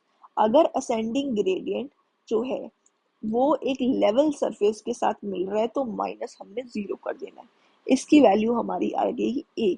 अब आप देखो ए प्लस बी है, ए प्लस बी है, माइनस ए प्लस बी और ए है, तो इसमें से सबसे ज्यादा मैक्सिमम वैल्यू बी पार्ट हमारी होगी, जो कि हमारा आंसर भी हो गया। नेक्स्ट क्वेश्चन है question number 41। If the design speed is v kmph and deviation angle is n radians, then the total length of the valley curve in meter is given by the expression। यहाँ पे valley curve की length पूछी गई है और design speed दी गई है, deviation angle दिया गया है।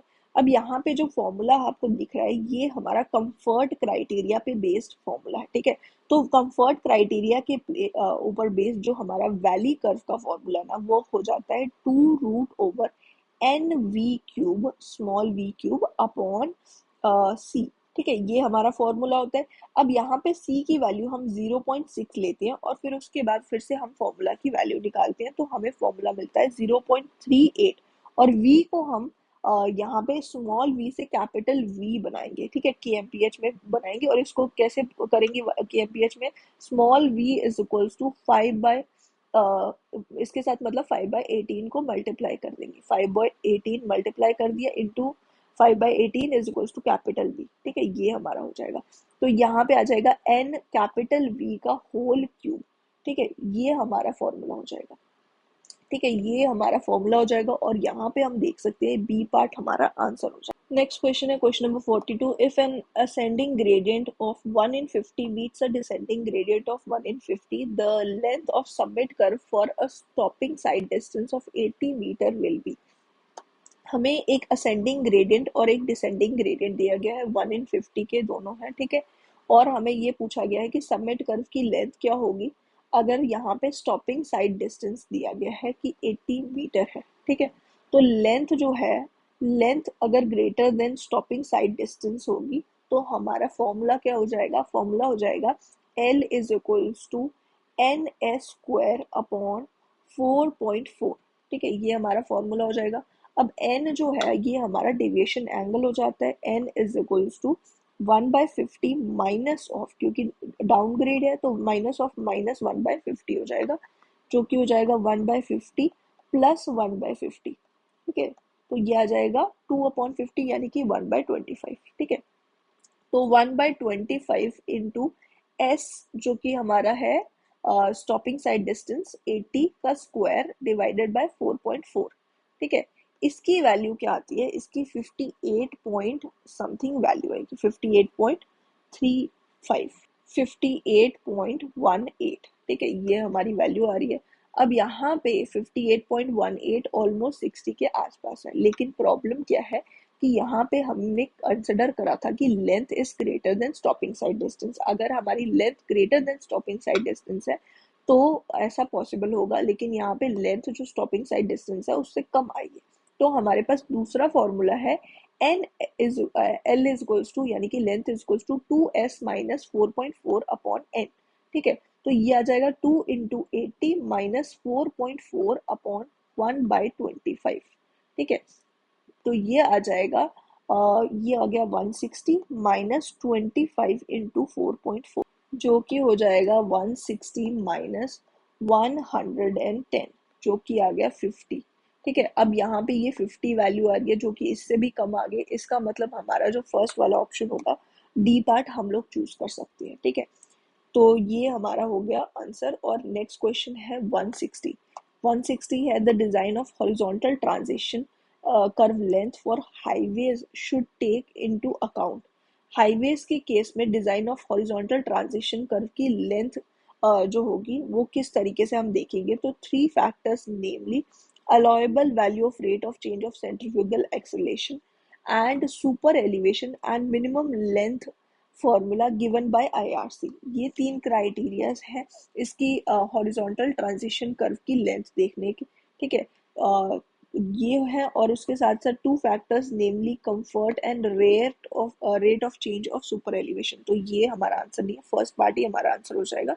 ये आप लोगों को पता ही होगा ऑलरेडी कि ट्रांजिशन जो कर्व है ना उसमें allowable value of rate of change of centrifugal acceleration, इस पे बेस्ड एक हमारा लेंथ निकाली जाती है, एक सुपर एलिवेशन पे बेस्ड होगी कि ये जो हमारी सुपर एलिवेशन है उसके रेट पे डिपेंडेंट होती है। एक तो वो हो जाती है, और मिनिमम लेंथ क्राइटेरिया जो आईआरसी ने दिया होगा। थ्री फॉर्मूलाज होती है इसकी। तो पहले वाला जो है allowable value of rate of change of super elevation जो है, इसकी केस से लेंथ जो होती है ये हमने ऑलरेडी निकाल ली थी, v cube upon r c, ठीक है, ये इसका फॉर्मूला हो जाएगा। दूसरे वाले केस में सुपर एलिवेशन पे बेस्ड जो है, अगर हमने सेंटर लाइन को रोटेट करा तो फॉर्मूला हो जाएगा N E W plus W E, जो हमारी डब्ल्यू ई है एक्स्ट्रा वाइडनिंग और डब्ल्यू हमारी विड्थ होगी, ठीक है। एन हमारी हो जाएगी ये जो रेट है सुपर एलिवेशन की अटेनमेंट की रेट, ठीक है। तो सेंटर लाइन को रोटेट कर रहे हैं तो हाफ हो जाएगा, और अगर हम आउटर एज को रेज कर रहे हैं तो हमारा इसमें हाफ नहीं होगा, सेम फॉर्मूला होगा बस हाफ नहीं होगा। तो ये हो जाता है। और जो मिनिमम लेंथ का क्राइटेरिया है उसमें हो जाता है 2.7 वी स्क्वायर बाय आर, ठीक है। ये हो जाएगा प्लेन के केस में, प्लेन एंड रोलिंग के केस में। और तीसरा मतलब इसके साथ ही जो इसका दूसरा पार्ट होता है, एक तो ये केस होगा और इसका दूसरा केस क्या होता है कि वी स्क्वायर अपॉन आर हम डायरेक्टली लिख सकते हैं फॉर्मूला, जो कि हमारे हीली के केस में होगा। हीली अगर हमारे पास टेरेन है तो उसके केस में ये फॉर्मूला हम लोग यूज कर सकते हैं। तो ये तीन क्राइटेरिया पे बेस्ड हमारा ट्रांजिशन कर्व होता है, तो ए पार्ट हमारा बिल्कुल सही हो गया। नेक्स्ट क्वेश्चन है question number 161। The radius of horizontal curve is 100 metre. Horizontal curve का रेडियस दिया गया है। The design speed is 50 kmph and the design coefficient of lateral friction is, coefficient of lateral friction भी दे दी। what should be the rate of super elevation if full lateral friction is considered। तो rate of super elevation हम लोगों को पूछी गई, तो हम formula क्या यूज करेंगे, हॉरिजॉन्टल कर्व के लिए हमें लिखा गया ना, तो हमारा सिंपली फॉर्मूला हो जाएगा e plus f is equals to v square upon 127 r, ठीक है।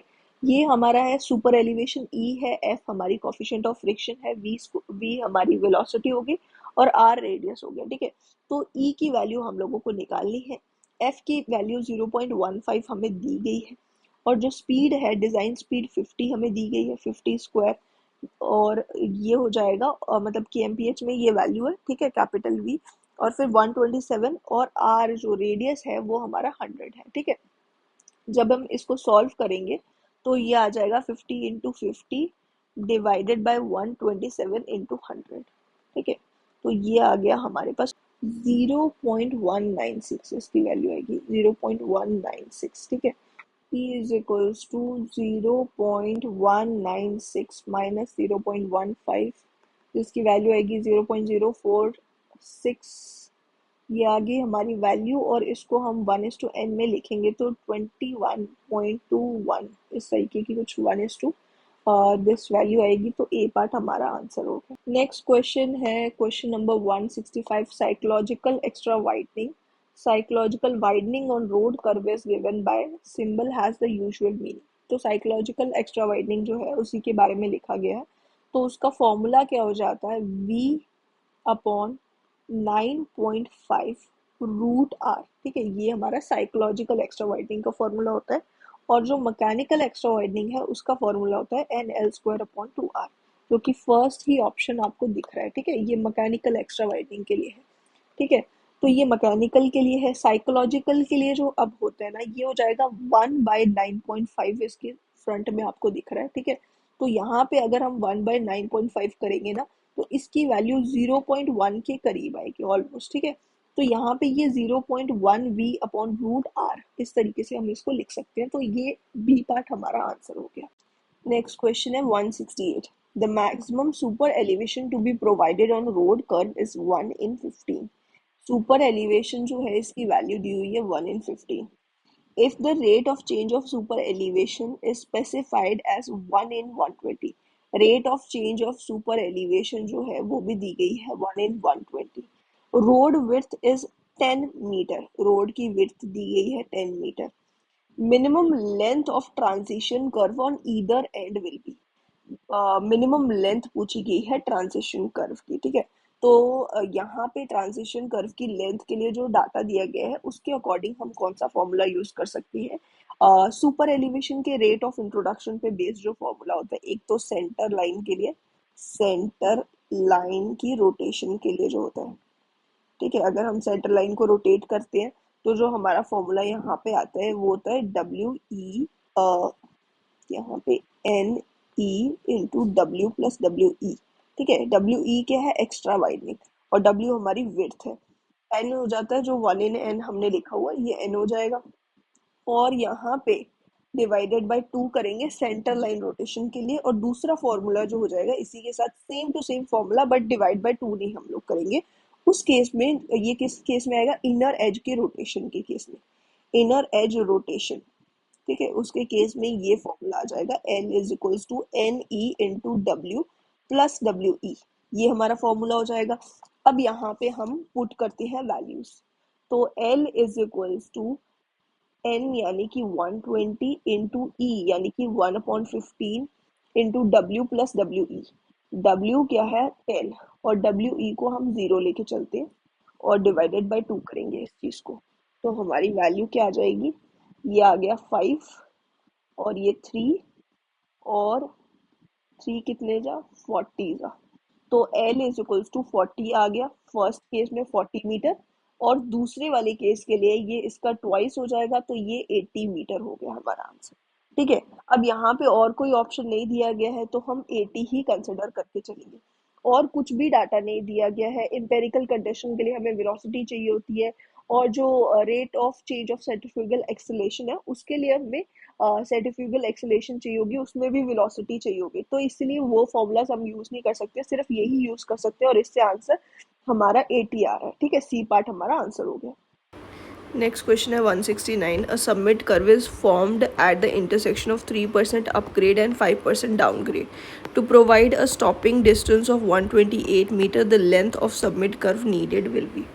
सबमिट कर्व फॉर्म होता है 3% अपग्रेड और 5% डाउनग्रेड. ठीक है, इनके इंटरसेक्शन से, ग्रेडियंट की इंटरसेक्शन से, तो यहाँ पे डेविएशन एंगल जो होगा ना वो हो जाएगा 3 माइनस ऑफ -5, क्योंकि डाउनग्रेड है तो ये हो जाएगा 8%. ठीक है, ये हमारा ग्रेडियंट हो गया. और हमें पूछा गया है कि स्टॉपिंग साइड डिस्टेंस दिया गया है, stopping side distance is equals to 128 metre, और लेंथ ऑफ सबमिट कर्व पूछी गई है.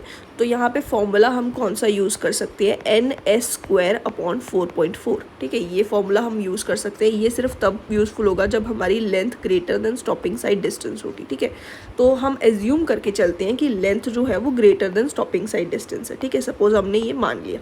अब हम इस फॉर्मूला से अगर निकाले वैल्यू तो ये 8/100 n की वैल्यू होगी, और स्टॉपिंग साइड डिस्टेंस 128 मीटर दिया है, उसका स्क्वायर करना है, डिवाइडेड बाय 4.4.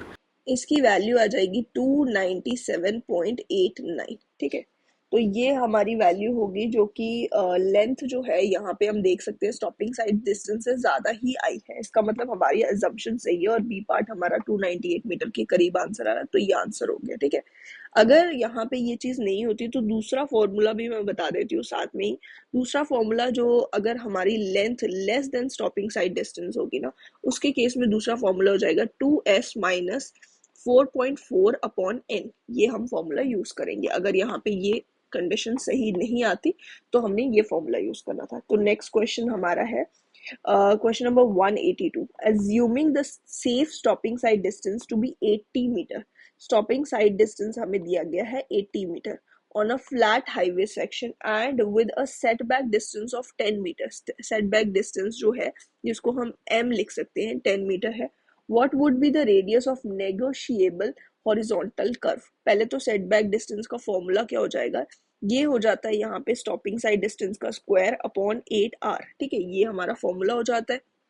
और सेटबैक डिस्टेंस होता क्या है, इस तरीके से सपोज हमारा एक हॉरिजॉन्टल कर्व है, यहाँ से हमारी व्हीकल्स आती हैं. ठीक है, तो जब ये वाली व्हीकल, सपोज ये व्हीकल यहाँ से एक आ रही है, यहाँ पे कोई ऑब्जेक्ट है इस जगह पे, ठीक है, तो अगर हम यहाँ से इसकी देखें, लाइन ऑफ साइट के थ्रू देखें, तो ये वाला ऑब्जेक्ट आपको इस वाली व्हीकल में दिखेगा। लेकिन अगर यहाँ पे कोई ऑब्स्ट्रक्शन हुई, सपोज यहाँ पे पहले से कोई बिल्डिंग होती, यहाँ पे सपोज कोई एक बिल्डिंग इस तरीके से बनी हुई होती, तो यहाँ पे आपको ये ऑब्जेक्ट जो है ना, ये विजिबल नहीं होना था, इसको ऑब्स्ट्रक्ट कर देना था इस बिल्डिंग ने, ठीक है, तो ये विजिबल ही नहीं होना था। इसीलिए यहाँ पे हमने एक सेटबैक डिस्टेंस रखा होता है, जो कि हम सेंटर ऑफ द रोड से लेके यहाँ तक हम देखते हैं, और वो सेटबैक डिस्टेंस जो होगा ना, वो उसकी एम वैल्यू हो जाती है, जिसके लिए फॉर्मूला हमारा है s² / 8r। तो ये जो सेटबैक डिस्टेंस है, ये हमने कुछ एक मिनिमम डिस्टेंस रखना होता है, ताकि ये जो व्हीकल है, इसको यहाँ से कोई ऑब्जेक्ट है यहाँ पे, या फिर कोई एक और व्हीकल आ रही है, तो वो दिखाई दे, उसके लिए सेटबैक डिस्टेंस रखा जाता है। तो यहाँ पे फॉर्मूला हमने लिख दिया है, और सेटबैक डिस्टेंस की वैल्यू हमें 10 मीटर दी गई है, और यहाँ पे स्टॉपिंग साइड डिस्टेंस 80 दिया गया, 80 का स्क्वायर करना अपॉन 8 इंटू आर, रेडियस हमें निकालना है। तो यहाँ पे ये हो जाएगा 80 इंटू 10, और 10 और 10 भी कैंसिल हो गए, तो रेडियस हमारा यहाँ से कितना आ गया, 80 मीटर, ठीक है। तो सी पार्ट हमारा आंसर हो गया, रेडियस हमारा 80 मीटर आ गया। Question number 192, which of the criteria given below are used for the design of valley vertical curve on the road? इनमें से कौन सा क्राइटेरिया जो कि यूज करा जाता है वैली वर्टिकल कर्व के डिजाइन के लिए? तो पहला है राइडर कंफर्ट, राइडर के कंफर्ट को देखा जाता है, हेडलाइट साइड डिस्टेंस या ड्रेनेज, ठीक है। इन सब में से कौन सा क्राइटेरिया यूजफुल होता है? तो यहाँ पे मैं आपको बता दूं कि ये सारे के सारे जो मतलब ये राइडर कंफर्ट भी देखा जाता है, हेडलाइट साइड डिस्टेंस, और फिर ड्रेनेज भी होती है, ठीक है। तो ये तीनों ही क्राइटेरियाज है जिस पे बेस्ड हमारा वर्टिकल कर्व जो कि वैली कर्व होगा, उसका डिजाइन होता है, इस पे बेस्ड तीनों पे होता है। तो ये ए बी सी मतलब 1 2 3 तीनों ही आंसर्स हो जाते हैं। Question number 196, for a circular curve of radius 200 metre the coefficient of lateral friction is 0.15, design speed is 40 kmph, equilibrium super elevation for equal pressure on inner and outer wheel would be। Equilibrium super elevation का formula जो होता है ना, वो क्या होता है, v² / 127r, ठीक है। यहाँ पे f जो होगा, फ्रिक्शन जो होगी, वो 0 कंसिडर करी जाती है उस टाइम पे, उस केस में, मतलब इक्विलिब्रियम सुपर एलिवेशन के केस में। और जब हम इक्विलिब्रियम सुपर एलिवेशन निकालते हैं ना, उस पॉइंट पे हमारा जो टायर्स होते हैं, आउटर और इनर व्हील जो होते हैं ना, दोनों में इक्वल प्रेशर आता है, ठीक है। तो यही हमारा फॉर्मूला है जिसकी हेल्प से हमने निकालना है इक्विलिब्रियम सुपर एलिवेशन को, ठीक है। तो यहाँ पे फ्रिक्शन को हमने 0 कंसिडर करना है। और वेलोसिटी क्या है हमारी, 40 दी गई है हमें, 40² / 127 इंटू रेडियस कितना है, 200, ठीक है। तो की वैल्यू आ जाती है 0.0629, ठीक है। तो ऑलमोस्ट ये जो है 66.3% ये बन गया हमारा, ठीक है। तो 6.3 सी पार्ट हमारा आंसर हो जाएगा। नेक्स्ट क्वेश्चन है 197, if a descending gradient of 1 in 25 meet and ascending gradient of 1 in 40, then the length of valley curve required for headlight side distance of 100 meter will be। यहाँ पे हमें valley curve की length find out करनी है, ठीक है। और हमें बताया गया कि एक डिसेंडिंग ग्रेडियंट एक असेंडिंग ग्रेडियंट को मिल रहा है। 1 in 25 पहला जो डिसेंडिंग है, और असेंडिंग ग्रेडियंट है 1 in 40, ठीक है। ये दोनों ग्रेडियंट्स मिल रहे हैं और एक कर्व बनेगा जो कि वैली कर्व होगा, ठीक है। तो इनके बीच का जो डेविएशन एंगल होगा ना, एन, ये क्या हो जाएगा, 1/25 माइनस 1/40, माइनस 1/25, क्योंकि ये डिसेंडिंग है, माइनस करेंगे इसमें से 1/40, तो ये दोनों नेगेटिव हो गए। और हमें साइन को कंसिडर नहीं करना होता है, सिर्फ ये देखना है इसकी वैल्यू क्या आएगी, ठीक है। तो ये आ जाएगा 100/25, यानी कि 4%, minus plus, negative sign common निकाल लेती हूँ मैं, प्लस 1/100/40 कितना हो जाएगा, 2.5, ठीक है। तो ये आ गया 6.5%, यानी कि 6.5/100 हो गया ये, ठीक है। अब लेंथ ऑफ वैली कर्व की अगर हम बात करें ना, लेंथ ऑफ वैली कर्व के लिए फॉर्मूला हो जाता है हमारा, अगर length greater than headlight side distance है, ठीक है, तो हमारा फॉर्मूला हो जाएगा ns² / 2h + 2s tan alpha, ठीक है। ये हमारा फॉर्मूला हो जाएगा। और यहाँ पे हमारा जो h है उसकी हेडलाइट साइड डिस्टेंस क्या है, यहाँ पे h मतलब क्या है, ये हमारा अगर व्हीकल है, ठीक है, सपोज ये हमारी व्हीकल है, तो इसमें जो लाइट होगी ना उसकी जो लेंथ डेप्थ होगी, कितनी हाइट पे ये लाइट है, वही हमारा स्मॉल h हो जाएगा, जो कि 0.75 मीटर हम लोग लेते हैं, तो इसकी 2h की वैल्यू 1.5 आ जाती है, ठीक है। तो n जो है वो हमारा यहाँ पे एन एस स्क्वायर ये हो गया अपॉन 1.5 प्लस यहाँ पे ये अल्फा है, ठीक है, 2s फिर से हमारा हेडलाइट साइड डिस्टेंस हो जाएगा, और अल्फा क्या है, ये हमारा जो लाइट बीम निकलेगी ना इसमें से, तो उसका जो एंगल होगा ये हमारा अल्फा है, ठीक है। तो यहाँ पे अल्फा को हम 1 डिग्री लेंगे, और तो tan 1 डिग्री इंटू 2s, ये पूरा हमारा फॉर्मूला हो जाएगा। तो इसको जब हम 1 डिग्री को सब्सटीट्यूट करेंगे तो जो हमारी वैल्यू आएगी ना यहाँ पे, ये हो जाएगा 0.035s, ठीक है। तो ये हमारा फॉर्मूला बन जाता है। अब यही फॉर्मूला को हमने यूज करना है। n की वैल्यू हमारे पास 6.5 अपॉन 100 आ चुकी है, s की वैल्यू हमें क्वेश्चन में दी गई है 100 मीटर, ठीक है। Headlight side distance 100 square upon 1.5 plus 0.035 into 100, ठीक है। तो जब हम इसको मल्टीप्लाई बाय 100 करेंगे तो ये 3.5 बन जाएगा, ठीक है। 1.5 प्लस 3.5 कितना हो जाएगा, 5, ठीक है। तो यहाँ पे आ जाएगा 6.5 अपॉन 100 इंटू 100 स्क्वायर अपॉन 5। तो पहले तो ये 100 और ये वाला कैंसिल हो गया, ठीक है, और ये यहाँ पे 20 आ जाएगा, 20 इंटू 6.5, 6.5 प्लस 6.5 कितना हो जाएगा, 13, 13 130, ठीक है, ये हमारा आंसर हो गया 130 मीटर। तो ये आंसर हो गया, और हमें पता है 130 की वैल्यू 100 से ज्यादा है, तो यही आंसर हमारा बी पार्ट हो जाएगा। अगर ये नहीं होती ज्यादा वैल्यू, हमारे यहाँ पे कम वैल्यू आती अगर लेंथ की, तो हम फॉर्मूला चेंज करते, जब हमारी length less than headlight side distance होगी, वो वाला फॉर्मूला हम यूज करेंगे, जो कि हो जाएगा 2s minus 2h plus 2s tan alpha divided by n, ठीक है, इसको डिवाइड बाय n करना है, ठीक है। तो ये हमारा फॉर्मूला हो जाएगा जब हमारी headlight side distance is greater than length, या फिर इसको जब हम मॉडिफाई करेंगे तो ये 2s minus 1.5 plus 0.035s upon n, ये फॉर्मूला हो जाएगा, ठीक है। Overtaking side distance of 500 metre will be. अब यहाँ पे सबमिट कर्व के लिए पूछा गया है, एक हमारा असेंडिंग ग्रेडियंट है जो कि एक डिसेंडिंग ग्रेडियंट को मिल रहा है, 1 in 100 का ये है, और जो डिसेंडिंग ग्रेडियंट है वो 1 in 50 का होगा, ठीक है। तो यहाँ पे पहले तो एक डेविएशन एंगल आ जाएगा, ठीक है, तो उसकी वैल्यू हम निकालेंगे, और ये कर्व जो होगा इस तरीके का हमारा सबमिट कर्व बनेगा, ठीक है। तो यहाँ पे हम पहले तो जो हमारा डेविएशन एंगल है वो निकाल लेते हैं, 1/100 माइनस 1 माइनस ऑफ माइनस 1/50, क्योंकि असेंडिंग ग्रेडियंट डिसेंडिंग ग्रेडियंट को मिल रहा है, ठीक है। तो ये हो जाएगा 1/100 प्लस 1/50। तो इसको जब हम 100 से अगर मल्टीप्लाई करें तो ये आ जाएगा 1% प्लस 2%, ठीक है। तो यानी कि ये 3% हमारा ग्रेडियंट आ गया, ठीक है।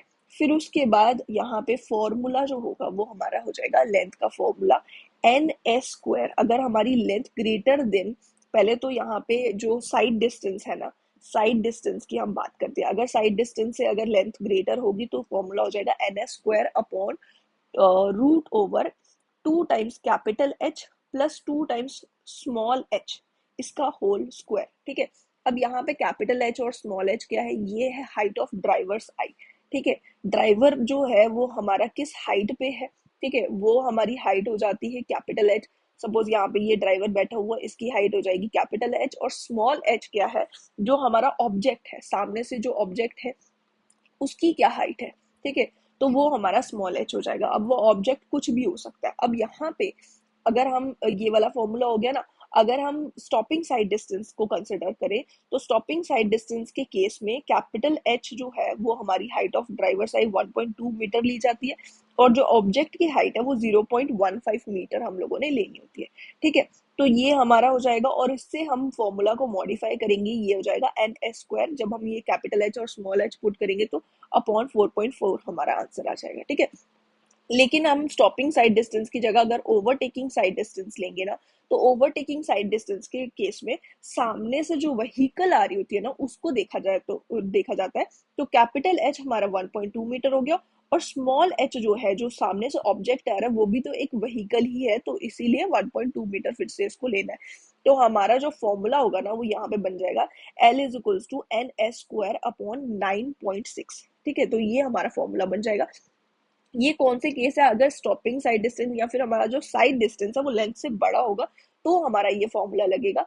अगर लेंथ से कम होगा तो हमारा कौन सा फॉर्मूला लगेगा, साइड डिस्टेंस जो है वो ज्यादा होगी अगर, तो फॉर्मूला लेंथ का हमारा हो जाएगा L is equals to 2s minus root over capital H, two times capital H plus root over 2 times small H, इसका whole square divided by N.